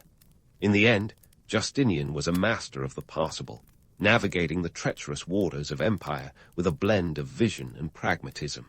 He was a dreamer and a doer, a ruler who dared to reach for the stars, even as he grappled with the earthbound challenges of his time. His reign was a testament to the power of ambition and a cautionary tale of the costs that come with it. So, as we close the book on Justinian's story, it's worth pondering the delicate dance of legacy. His achievements continue to echo through history, a testament to the enduring allure of human ambition. Yet, his reign also serves as a stark reminder that even the grandest dreams come with a price, one that can strain the very fabric of an empire. And there you have it, folks, the life and reign of Emperor Justinian, a tale of triumphs and trials, of laws that outlasted empires, and ambitions that shaped the world. It's a story that reminds us that history is as much about the people who dared to dream as it is about the dreams themselves. So next time you find yourself pondering the past, remember Justinian's legacy, a complex mosaic of glory and grit, a reminder that the path to greatness is rarely a straight line, but a winding road full of surprises. So you're strapping on your leather sandals, getting ready to join the ancient Persian army. But wait, before you grab your sword, let's talk about your outfit. Forget the stealthy blacks and browns. You, my brave warrior, are donning a pair of vibrant, patterned trousers. Yes, we're talking full-on kaleidoscope legwear that might make a modern fashionista swoon. These aren't just any pants, they're the original statement pieces. Imagine rocking the battlefield with colors that scream. I mean business, but I also mean style. Now, let's throw in the iconic pointed hat. Think of it as the Persian warrior's crown, only less jewel-encrusted and more practical. The hat, known as the tiara or bashlik, was conical and sometimes adorned with flaps to protect your cheeks from the sun. Because who needs sunburn when you're out conquering empires? Plus, it gave you that extra few inches in height, which, let's be honest, was an early form of psychological warfare. Intimidation by fashion was very much in vogue. But seriously, why the flamboyance on the battlefield? It seems counterintuitive, right? You'd think blending in would be the smart move.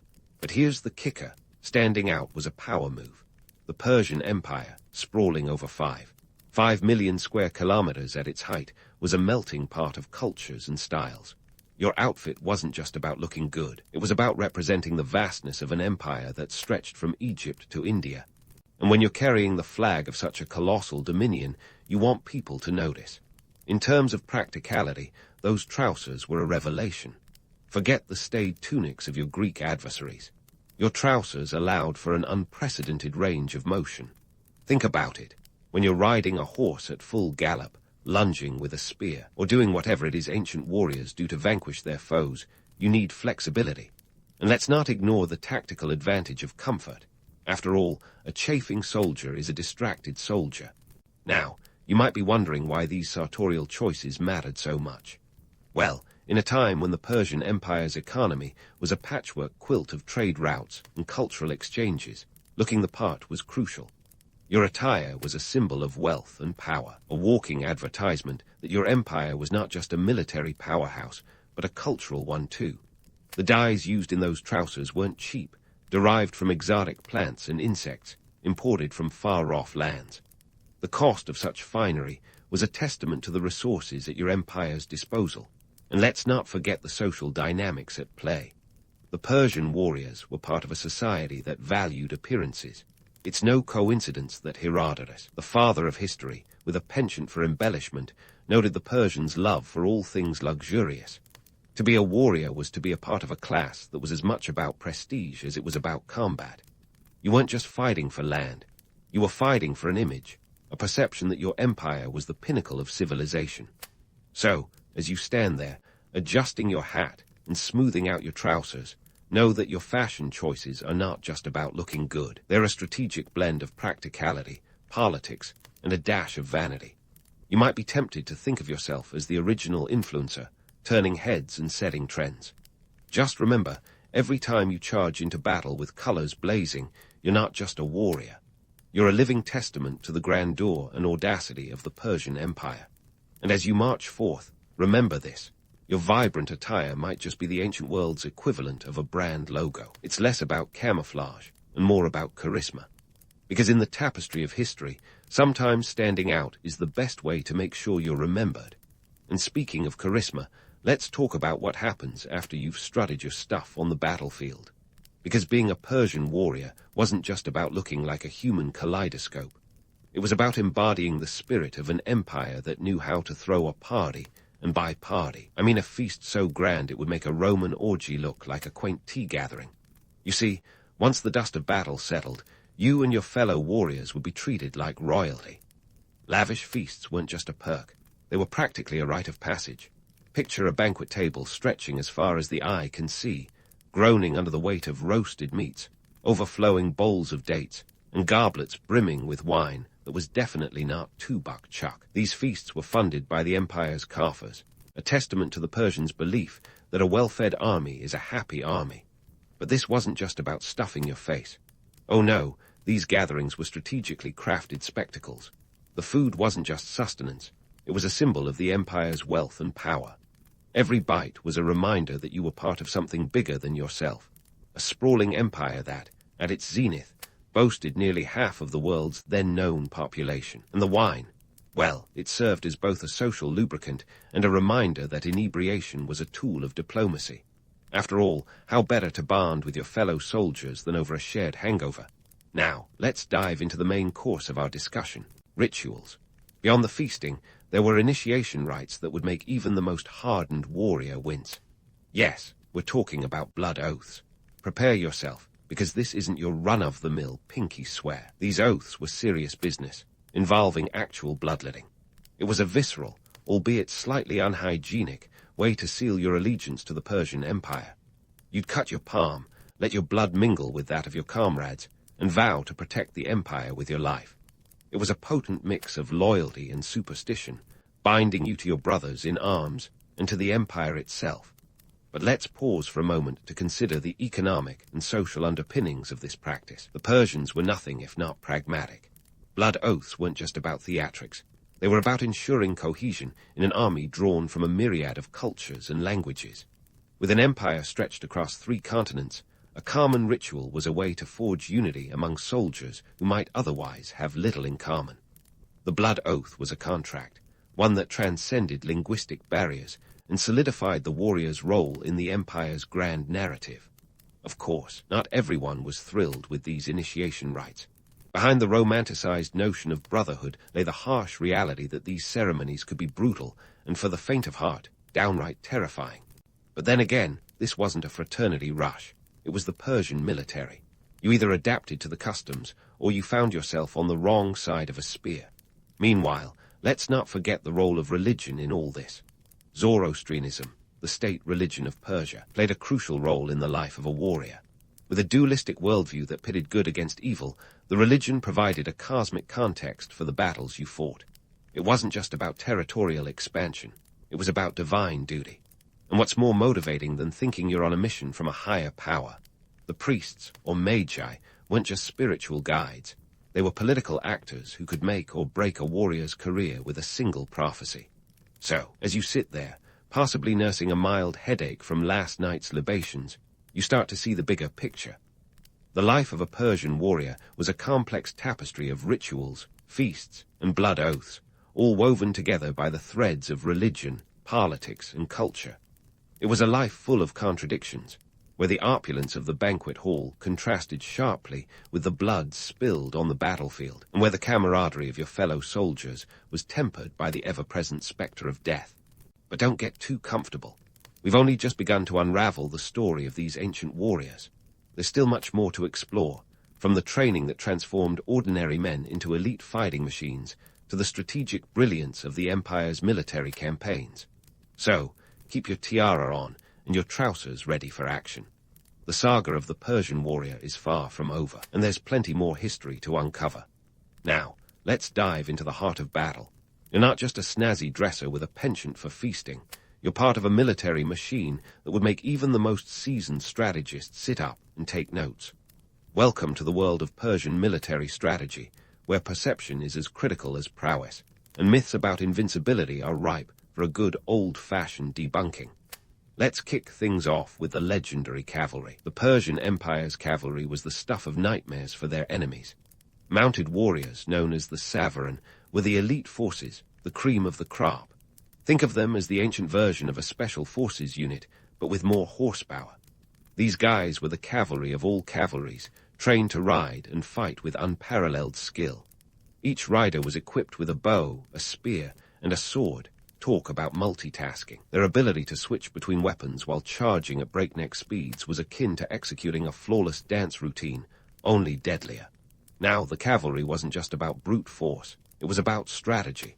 The Persians mastered the art of the feigned retreat, a tactic that would have made even Sun Tzu nod in approval.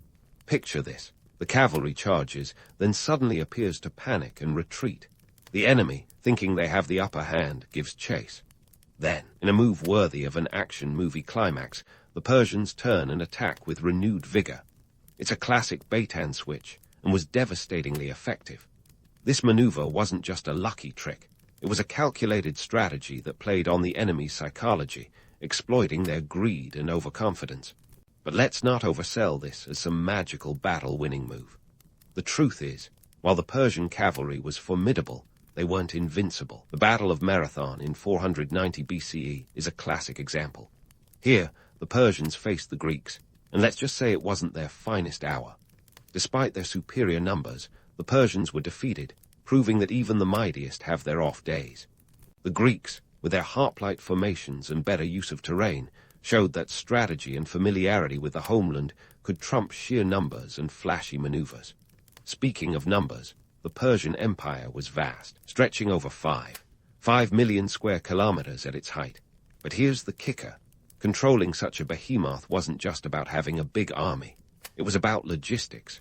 Moving thousands of troops across this massive empire was no small feat, and it required a level of organization that would make modern supply chain managers weep with envy.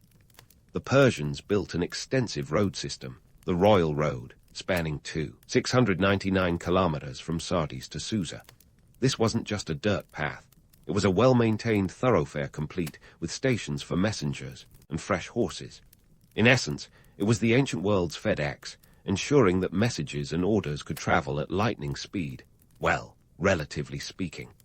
Herodotus claimed that royal messengers could cover the entire length in just 9 days, a feat that speaks volumes about Persian efficiency. But let's not romanticize this too much. Maintaining such a network was a costly affair, draining the empire's resources. Infrastructure was both a blessing and a burden, a symbol of the empire's might, but also a logistical nightmare when things went south. And of course, it wasn't just roads that consumed resources. The military itself was a voracious beast, demanding constant feeding, equipping, and paying. The truth is, while the Persian Empire's economy was robust, it wasn't infinitely deep. Wars and military campaigns could strain the treasury, and when the coffers ran low, it wasn't just the soldiers who felt the pinch. Now, let's shift gears and talk about perception. The Persians knew that winning a battle wasn't just about flexing military muscle. It was about controlling the narrative. They were masters of propaganda, turning victories into legends and defeats into mere footnotes. Take, for instance, the Battle of Thermopylae. While history often paints this as a heroic last stand by the Spartans, the Persians were savvy enough to spin their eventual victory as a testament to their overwhelming might. They understood that perception could be as powerful as any weapon. But here's the twist. This mastery of perception sometimes came back to haunt them. The myth of their invincibility became a double-edged sword. When they lost, as at Marathon or later at Salamis, it wasn't just a military setback. It was a blow to their carefully crafted image. The reality was that the Persian military, like any other, had its strengths and weaknesses. They were skilled, innovative, and adaptable, but not immune to the vagaries of war or the challenges of managing a sprawling empire. And let's not forget the human element. The soldiers themselves were a diverse bunch, hailing from various corners of the empire. This diversity was both a strength and a challenge. On the one hand, it meant a rich tapestry of skills and tactics. On the other, it required incredible coordination and communication, especially when languages and customs varied so widely. The empire's leaders had to be as much diplomats as generals, ensuring cohesion among their troops. So, as you ponder the complexities of Persian military strategy, remember this. The empire's supposed invincibility was as much about perception as it was about reality. Their tactics were innovative, their forces formidable, but they were not without their vulnerabilities. They were an empire of contrasts, where the myth of the unstoppable force met the reality of human frailty and logistical challenges. As we continue to unravel the story of these ancient warriors, keep in mind that the legend and the reality often danced a delicate tango, each influencing the other in the grand narrative of history. And don't hang up your conical hat just yet. There's plenty more to explore in the world of Persian warfare, from the intricacies of their infantry tactics to the empire's eventual encounters with Alexander the Great. But for now, let's savor the irony that in history, as in life, even the mightiest warriors were only human after all. All right, let's dive headfirst into the gritty underbelly of the Persian Empire's military prowess. the economic engine that kept this colossal machine running. If you're picturing gleaming treasure chests bursting with gold, slow your roll just a tad. Yes, there were riches, but the reality was a bit more, shall we say, bureaucratic. Imagine a world where the real warfare wasn't just fought with swords on the battlefield, but with ledgers and logistics. Welcome to Ancient Economics 101, where the true spoils of war were often debts and logistics nightmares. So, you've just won a battle, and your empire is flush with victory. What's next? Spoils, my friend. The Persian Empire was a maestro when it came to capitalizing on conquest. The real victory wasn't just in land or glory, it was in cold, hard cash, or the ancient equivalent anyway. We're talking about tribute, a fancy word for pay up or face the consequences. Conquered regions were expected to send annual tributes, often in the form of gold, silver, or luxury goods. But here's the kicker. This wasn't just a one-time payment. It was a continual arrangement, like a subscription service for peace. Miss a payment, and you might find the Persian army at your doorstep, ready to remind you of the terms and conditions. Now, let's talk logistics. Feeding and arming an army that could rival the population of a small city was no small feat. Picture the Persian military as a massive, hungry beast. Keeping it fed required a supply chain that would make modern logistics companies break out in a cold sweat. The empire had to ensure a steady flow of food, weapons, and armor to its soldiers. This meant creating a network of suppliers, from farmers to blacksmiths, all working to keep the war machine well-oiled and ready for action. And here's where things get really interesting. The Royal Road. This too, 699-kilometer marvel wasn't just for show. It was the backbone of the Persian Empire's logistics network. Imagine a highway stretching from Sardis in modern-day Turkey all the way to Susa in Iran, complete with way stations where messengers could swap out horses and catch some much-needed rest. Herodotus famously claimed a royal messenger could cover the entire route in just 9 days, a speed that was practically warp drive by ancient standards. This road wasn't just about speed, it was about efficiency, allowing for the rapid movement of troops and supplies across vast distances. But let's not get swept away by the romance of the road. The reality was that maintaining such infrastructure was expensive, astronomically so. The Persian treasury had to cough up resources not just for roads, but also for fortifications, garrisons, and all the trappings of a vast empire. It's the ancient equivalent of maintaining a fleet of trucks and warehouses, only with more horses and fewer forklifts. And here's a little nugget of irony for you. While the royal road was a boon for the Persians, it also became a curse when things went south. A well-maintained road network meant that rebellions could flare up faster than you could say insurrection. It was a double-edged sword, a reminder that sometimes your greatest asset could also be your biggest liability. Now, let's turn our gaze to the economic pressures of war. The Persian military might have been formidable, but it was also a ravenous consumer of resources. War isn't cheap, and the costs of maintaining a standing army could strain even the deepest coffers. Supplies needed to be constantly replenished, soldiers paid, and equipment maintained. In times of extended conflict, the financial strain was felt across the empire, from the wealthiest satraps to the humblest farmers. It's a classic tale of economics. When the empire's war machine needed feeding, everyone had to tighten their belts. But here's where the Persian Empire showed its savvy. They understood that wars couldn't be won by swords alone. They needed a strong economy to back them up. The empire's rulers, particularly the shrewd Darius I, implemented a standardized monetary system to facilitate trade and taxation. The daric, a gold coin named after Darius, became a symbol of this economic unification. With a stable currency, the empire could streamline its tax system and ensure that resources flowed where they were needed most. Of course, having a standardized currency wasn't just about making trade easier, it was about control. A single currency meant that the empire could more effectively manage its diverse territories, ensuring that even the most far-flung satrapies contributed to the imperial coffers. It was a masterstroke of economic policy, one that underscored the Persians' understanding of the symbiotic relationship between military power and financial stability. But let's not paint too rosy a picture.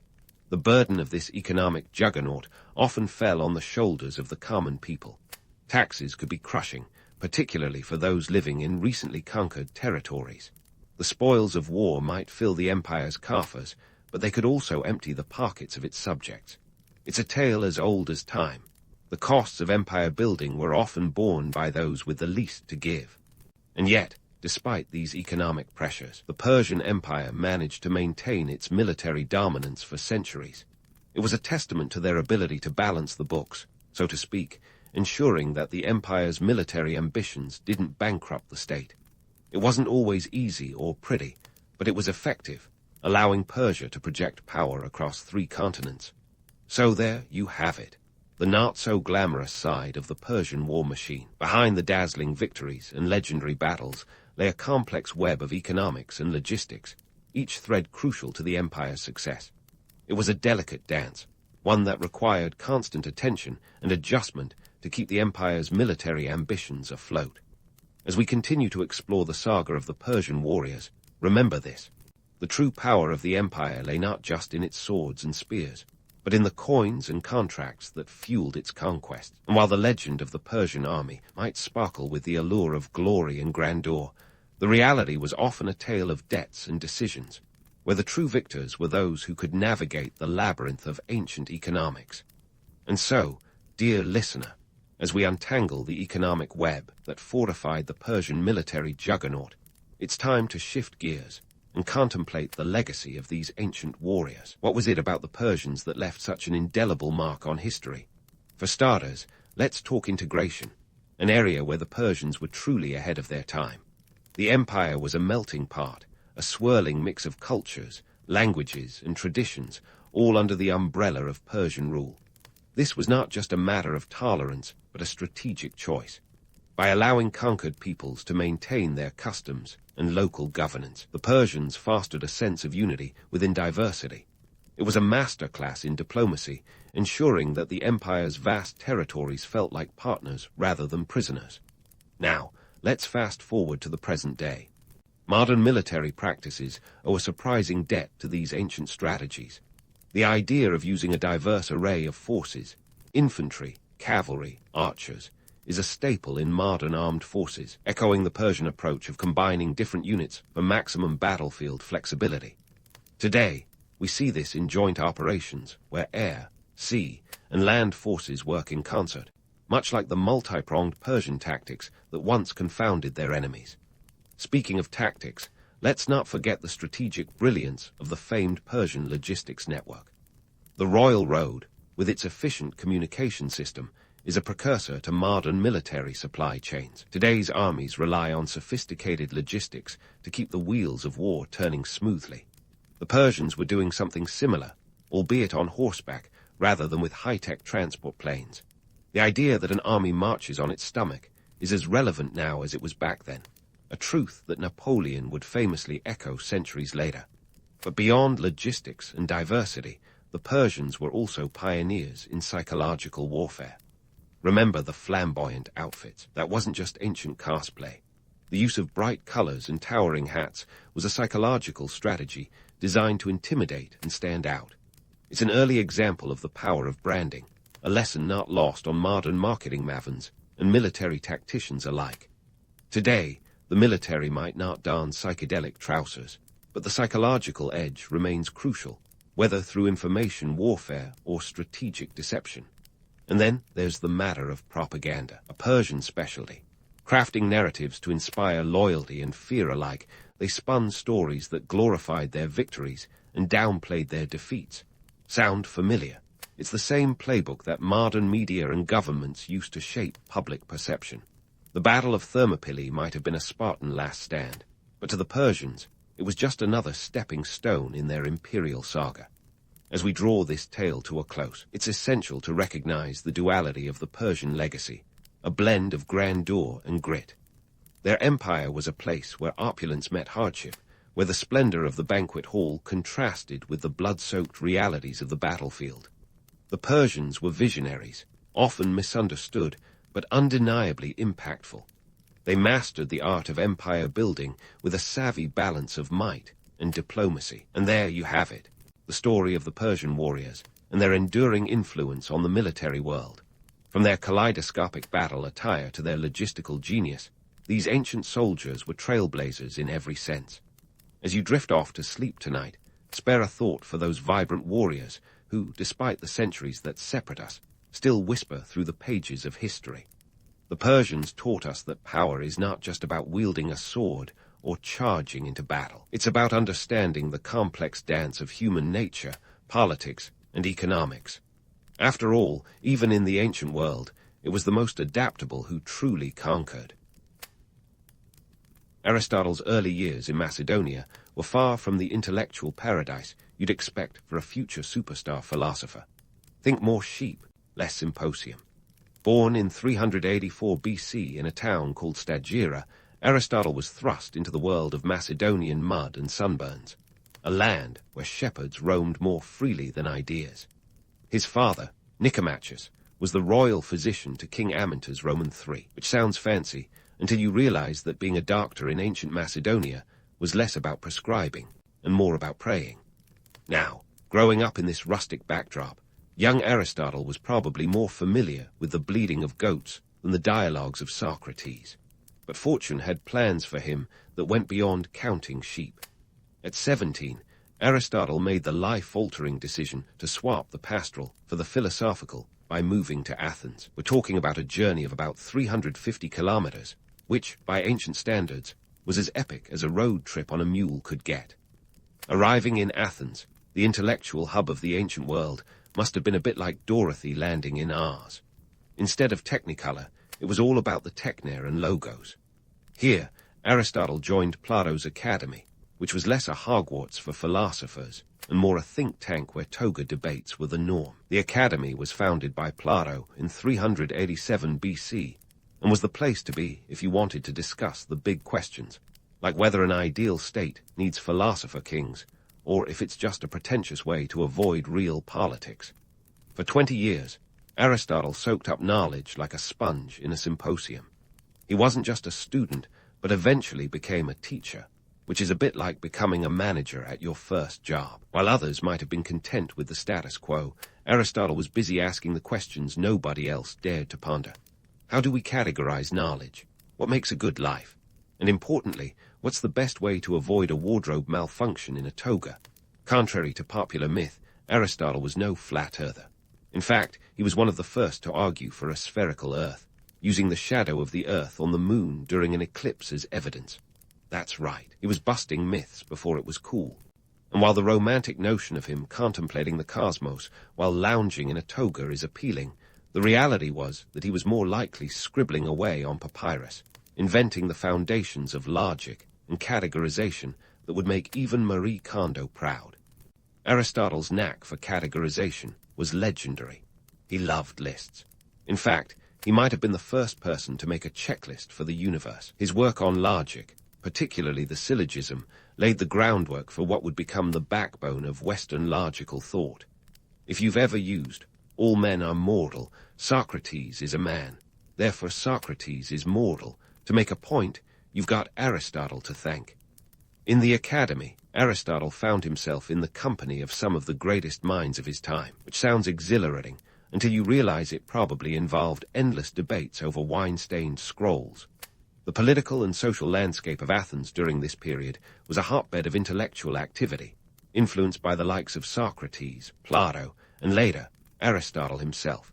Yet, despite the intellectual glamour, life in Athens wasn't all deep thoughts and philosophical musings. The city was also a place of bustling markets, political intrigue, and the occasional plague, kind of like your average reality TV show, but with more olives. Aristotle's contributions to philosophy were groundbreaking, yet they were born in an environment where ideas were as much a commodity as the olive oil Athens exported. The academy was a place where the exchange of ideas was encouraged, but it was also a proving ground. You had to defend your theories like your reputation depended on it, because it did. Imagine delivering a TED talk where the audience is not just critical, but also armed with their own scrolls of counter-arguments.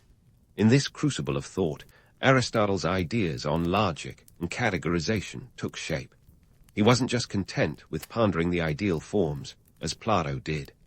Aristotle was a pragmatist, more interested in how things worked in the real world. This is the guy who gave us the idea that knowledge comes from experience and observation, a concept that's still relevant in today's data-driven world. He was, in many ways, the original empiricist, before it was even a thing.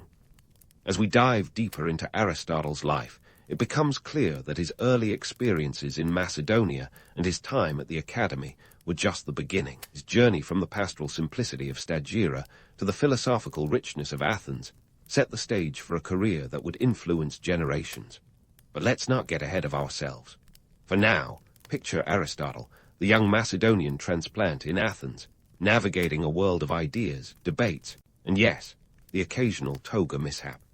If nothing else, it's a reminder that genius can come from the most unexpected of places, even a land known more for sheep than scholars. As Aristotle navigated the intellectual whirlwind of Athens, little did he know that his next gig would involve shaping the mind of a future world conqueror. Enter Philip Roman II of Macedon, who had an eye for talent and a son in need of some high-caliber tutoring. That son, of course, was none other than Alexander, the soon-to-be great. But let's not get ahead of ourselves. Picture a young Alexander, perhaps more interested in chariots and conquests than in conjugations and categories. Now, when Philip called Aristotle back to Macedonia in 343 BC to teach his son, it wasn't just an academic move, it was a strategic one. Imagine being Aristotle, leaving the stimulating chaos of Athens for the more rustic charms of his homeland, all in the name of education. You might think the pay would be astronomical, given the stakes, but by today's standards, it was more adjunct professor than tenured chair. Philip offered Aristotle a modest stipend, along with the promise of rebuilding Stagira, Aristotle's hometown, which Philip had previously razed. Talk about a quid pro quo. Aristotle's role as tutor wasn't just about teaching grammar and logic. It was about shaping a young mind destined for leadership. Alexander wasn't your average pupil, and his lessons weren't confined to a classroom. Aristotle took him on field trips that would make any nature-loving teacher applaud, exploring the natural world and its wonders. This wasn't just about pedagogy. It was about preparing a ruler who would one day stretch his empire from Greece to Egypt and beyond. The relationship between Aristotle and Alexander is often romanticized as the perfect synergy of intellect and ambition. But let's keep it real. It was more complex than that. Aristotle imparted the importance of philosophy, ethics, and observation to Alexander, laying the groundwork for a leader who blended the intellectual with the martial. Yet, despite Aristotle's teachings, Alexander would grow into a ruler whose campaigns often left philosophy in the dust, focusing instead on expanding his empire as if it were a game board. After his stint with Alexander, Aristotle returned to Athens in 335 BC, ready to set up shop and bring a new wave of philosophical inquiry to the city. Enter the Lyceum, Aristotle's answer to Plato's academy, but with a twist. Unlike its more exclusive, gated cousin, the Lyceum was a public playground for the intellectually curious. Think less ivory tower, more intellectual co-op. Aristotle's Lyceum offered a smorgasbord of topics, ranging from ethics to politics to, yes, marine biology. Now, let's talk about Aristotle's lesser-known passion, marine biology. If you're picturing him in a toga, knee-deep in the Aegean, you're not far off. Aristotle was fascinated by the sea and its creatures, and he wasn't just dabbling, he was pioneering. His work in marine biology was so ahead of its time that it would make Jacques Cousteau do a double-take. Aristotle observed over 500 species, detailing their anatomy and behaviors with a precision that would impress any modern scientist. His observations on octopuses, for instance, were spot on, noting their ability to change color and their peculiar mating habits. Aristotle's Lyceum was as much about philosophy as it was about science. It was a place where the natural world was a classroom, and every plant or animal was a potential lesson. In this open-air environment, students and scholars could walk and talk, a peripatetic approach that allowed ideas to flow as freely as the conversation. It was a think tank where Aristotle's love for categorization found fertile ground. Every plant, animal, and mineral had its place in his meticulously organized universe, and he was determined to understand it all. Yet, Aristotle's life wasn't all scrolls and squids. His return to Athens wasn't without drama. The political climate was volatile, and his connections to Macedonia, thanks to his royal pupil and his old pal Philip, made him a figure of suspicion. Despite the challenges, Aristotle continued to teach and write, producing works that would form the bedrock of Western philosophy for centuries. As we pause this chapter of Aristotle's journey, it's clear that his influence was as expansive as the territories Alexander would conquer. From tutoring a future legend to founding a school that would inspire generations, Aristotle's life was a testament to the power of ideas. But don't start rolling the credits just yet. There's more to uncover in the saga of this philosophical powerhouse. So, stay tuned as we continue to explore the life and legacy of Aristotle, a man whose quest for knowledge was as boundless as the sea he loved to study. But let's not get lost in the Aegean waves just yet. Aristotle's journey from marine biologist to philosophical heavyweight had more to it than fishtails. He was a man with a pen as busy as a caffeine-fueled novelist, producing more works than NaNoWriMo participant with a grudge. Picture this, over 200 treatises, with only about 31 surviving the ravages of time.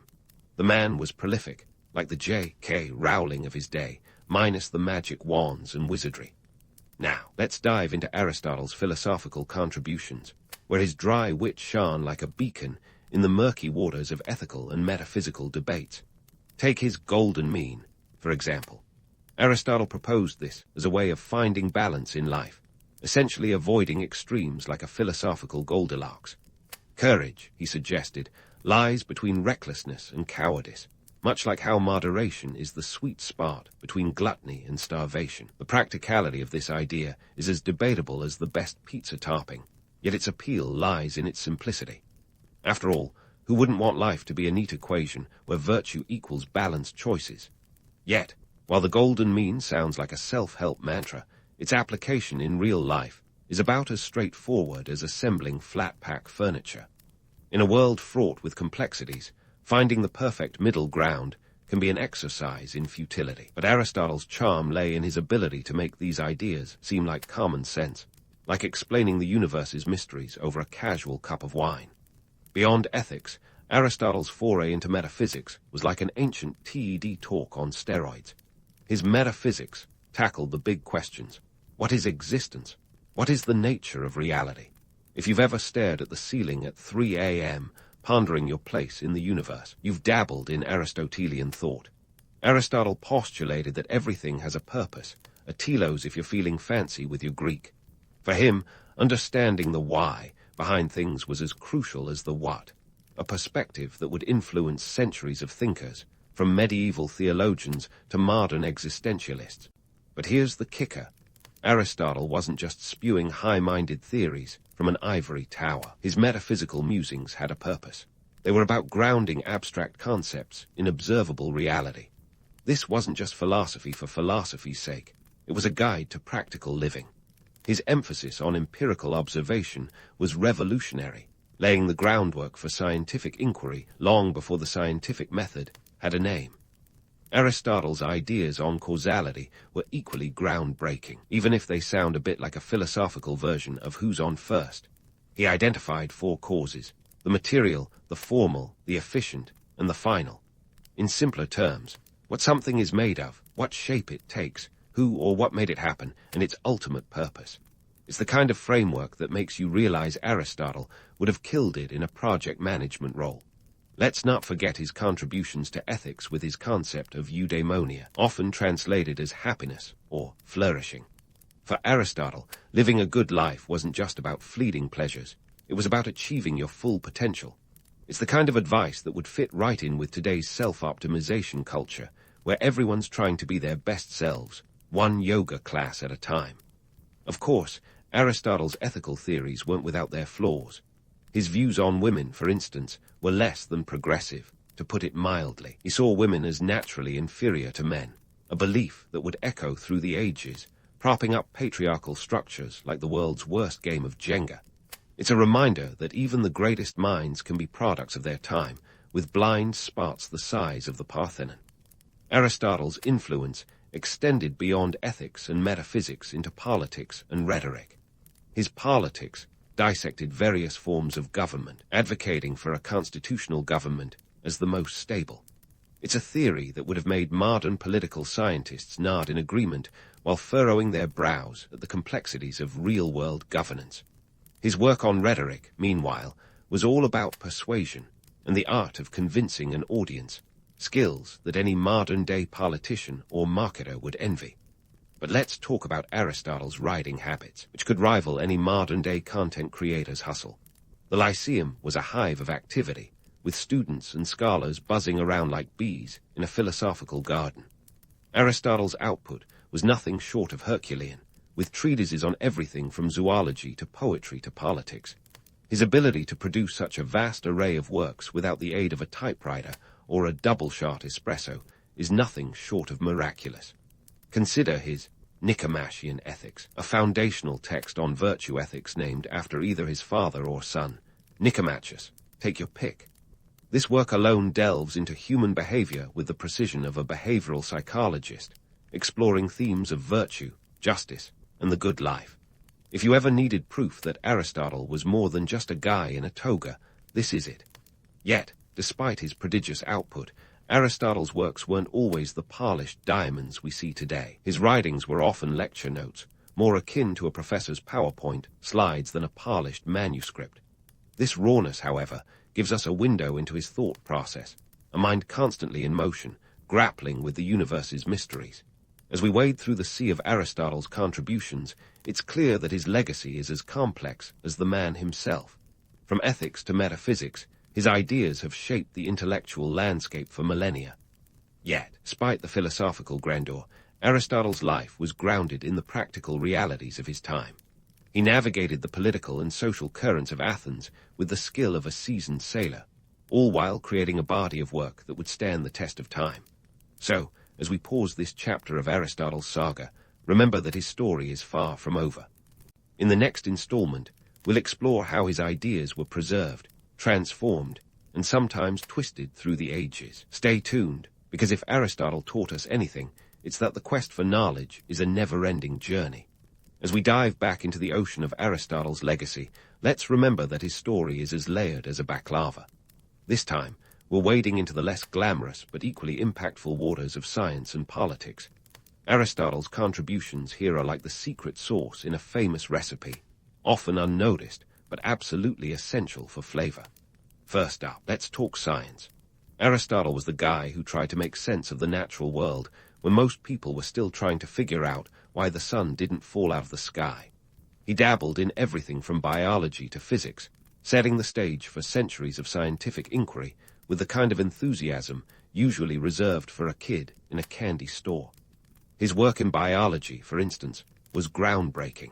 He wrote extensively on the anatomy of animals, and while some of his conclusions were about as accurate as a weather forecast on the moon, others were impressively spot on.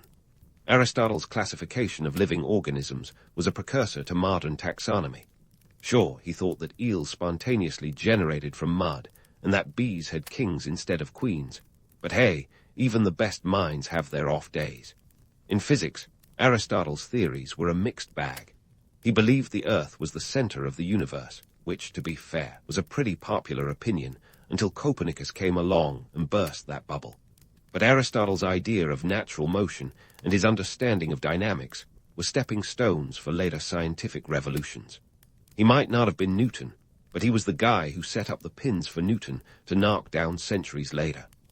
Now, while Aristotle deserves a pat on the back for his scientific endeavors, his political theories are where things get particularly spicy. Aristotle's Politics is a deep dive into the art of governance, dissecting political systems with the surgical precision of a heart surgeon. He wasn't just a philosopher, but an early political scientist, analyzing regimes from oligarchies to democracies with a keen eye for detail. He advocated for a constitutional government, believing it was the most stable form of political organization. It's a theory that sounds great on parchment, but as any modern political analyst will tell you, the devil is in the details. But let's not sugarcoat things. Aristotle's views on society were about as progressive as a rock. He believed in natural slavery, arguing that some people were just meant to be slaves due to their inherent nature. This is the kind of statement that would have Twitter in flames today, with hashtags and heart takes flying faster than you can say, cancelled. His views on women were equally cringeworthy, seeing them as inferior to men and destined for domestic roles. If Aristotle were alive today, he'd be in for a serious re-education on gender equality. Despite these less-than-stellar viewpoints, Aristotle's impact on political thought can't be overstated. His works laid the groundwork for discussions on governance that continue to this day. Yet, it's a reminder that even the greatest thinkers can be products of their time, with ideas that don't always age like fine wine. Instead, some of his notions are more like that forgotten carton of milk in the back of the fridge, sour and outdated. Now, let's bust some myths. Aristotle might have been a jack of all trades, but the common tale of him inventing this or that is as fictional as dragons. No, he didn't invent the telescope or the steam engine. Those were future delights left for the likes of Galileo and Heron of Alexandria. What he did do was provide a foundation of knowledge that others would build on, like the cornerstone of a grand philosophical cathedral. Economically, Aristotle's life was far from luxurious. Despite rubbing shoulders with royalty and tutoring the future Alexander the Great, his lifestyle was more modest scholar than affluent aristocrat. The Lyceum, his intellectual playground, wasn't exactly a gold mine. Think of it more like a non-profit organization fueled by passion and curiosity rather than deep pockets. In a nutshell, Aristotle was a man of contradictions, a pioneering thinker with some archaic beliefs. His scientific musings and political theories have had lasting impacts, shaping the contours of Western thought. Yet, his less savory opinions remind us that even the brightest stars have their shadows. As we continue our journey through Aristotle's life, we see a man whose influence was as vast as it was varied. From the realms of science to the corridors of political theory, his legacy is a testament to the power of ideas, both good and bad. Stay tuned, because we're not done yet. The next leg of our adventure will delve into how Aristotle's works were preserved, transformed, and occasionally twisted through the ages. As always, this is a story where the pursuit of knowledge is a journey without end, much like our exploration of Aristotle himself. As we journey deeper into Aristotle's twilight years, buckle up, because the ride isn't all toga parties and philosophical musings. In 323 BCE, the Greek world was rocked by the death of Alexander the Great, a seismic event that sent shockwaves through the political sphere and rattled Aristotle's comfortable life in Athens. Suddenly, being the tutor of a man who'd conquered half the known world wasn't the golden ticket it once was. Anti-Macedonian sentiment flared up faster than you can say political upheaval, and Aristotle, with his Macedonian ties, found himself in a precarious position. It's a classic case of guilt by association, where your address book can become your biggest liability, faced with mounting hostility and the threat of prosecution on charges of impiety. Because when in doubt, blame the philosopher. Aristotle decided that discretion was the better part of valor. He packed his bags and left Athens for Chalcis, a city on the island of Euboea, about 80 kilometers away. If you think of it as a strategic retreat rather than an exile, you're on the right track. Aristotle himself reportedly quipped that he wouldn't let Athens sin twice against philosophy, a nod to the trial and execution of Socrates. Not exactly a comedy one-liner, but it got the point across. In Chalcis, Aristotle's life was quieter, a sort of enforced sabbatical that would be his last. He continued his work, surrounded by students and family, until his death in 322 BCE at the age of 62. The cause? A stomach ailment, according to ancient sources. Not the most glamorous exit, but hey, when compared to the dramatic fates of his contemporaries, it was almost peaceful. No hemlock, no battlefield heroics, just a philosopher slipping into the annals of history. Now, let's pivot to the legacy that Aristotle left behind. His ideas were like intellectual seeds scattered across the ancient world, ready to sprout wherever the conditions were right. His students, the influencers of antiquity, took his teachings and ran with them, ensuring that his philosophies weren't just footnotes in the scrolls of history. Chief among them was Theophrastus, who took over the Lyceum and continued Aristotle's work, becoming a significant figure in his own right. If Aristotle was the Beatles of philosophy, Theophrastus was like the Rolling Stones, keeping the tunes alive and evolving. Aristotle's works were preserved thanks to the dedication of his followers, who recognized that they were sitting on a treasure trove of knowledge. Over time, his writings would be copied, translated, and disseminated throughout the Mediterranean, eventually making their way to the Islamic world, where scholars like Avicenna and Averroes would engage with his ideas, adding their interpretations and critiques. It's a testament to the staying power of Aristotle's thought that it bridged cultures and epochs, from the dusty streets of ancient Greece to the bustling centers of learning in the Islamic Golden Age. Yet, as with any legacy, Aristotle's was not without its controversies. His ideas were often romanticized, painted with the brush of idealism that glossed over some of his more problematic views. Take his concept of natural slavery, which was wielded by later generations as a justification for oppressive systems. It's a grim reminder that even the most enlightened ideas can be twisted into tools of subjugation. Similarly, his views on women were critiqued and challenged as societies evolved, showing that even the greats can have their blind spots. Fast forward to the Renaissance, and Aristotle was back in vogue, his ideas forming the backbone of scholastic philosophy. He was practically the rock star of medieval universities, with his works being pored over by theologians and philosophers alike. Thomas Aquinas, for example, was so enamored with Aristotle that he referred to him simply as the philosopher, integrating Aristotelian logic with Christian doctrine in a way that would shape Western thought for centuries. But let's not forget the critiques. The Enlightenment thinkers, with their flair for skepticism and reason, took Aristotle to task, challenging his views and building upon them. Figures like Galileo and Descartes would push back against Aristotelian physics, laying the groundwork for the scientific revolutions that would redefine our understanding of the universe. It's as if Aristotle's ideas were a canvas, and each new generation of thinkers added their own strokes, creating a rich tapestry of intellectual history. In the end, Aristotle's legacy is a complex mosaic of brilliance and imperfection. His contributions laid the foundations for countless fields, from biology to ethics to political science. Yet, his less enlightened views serve as cautionary tales, reminding us that even the most revered thinkers are products of their time.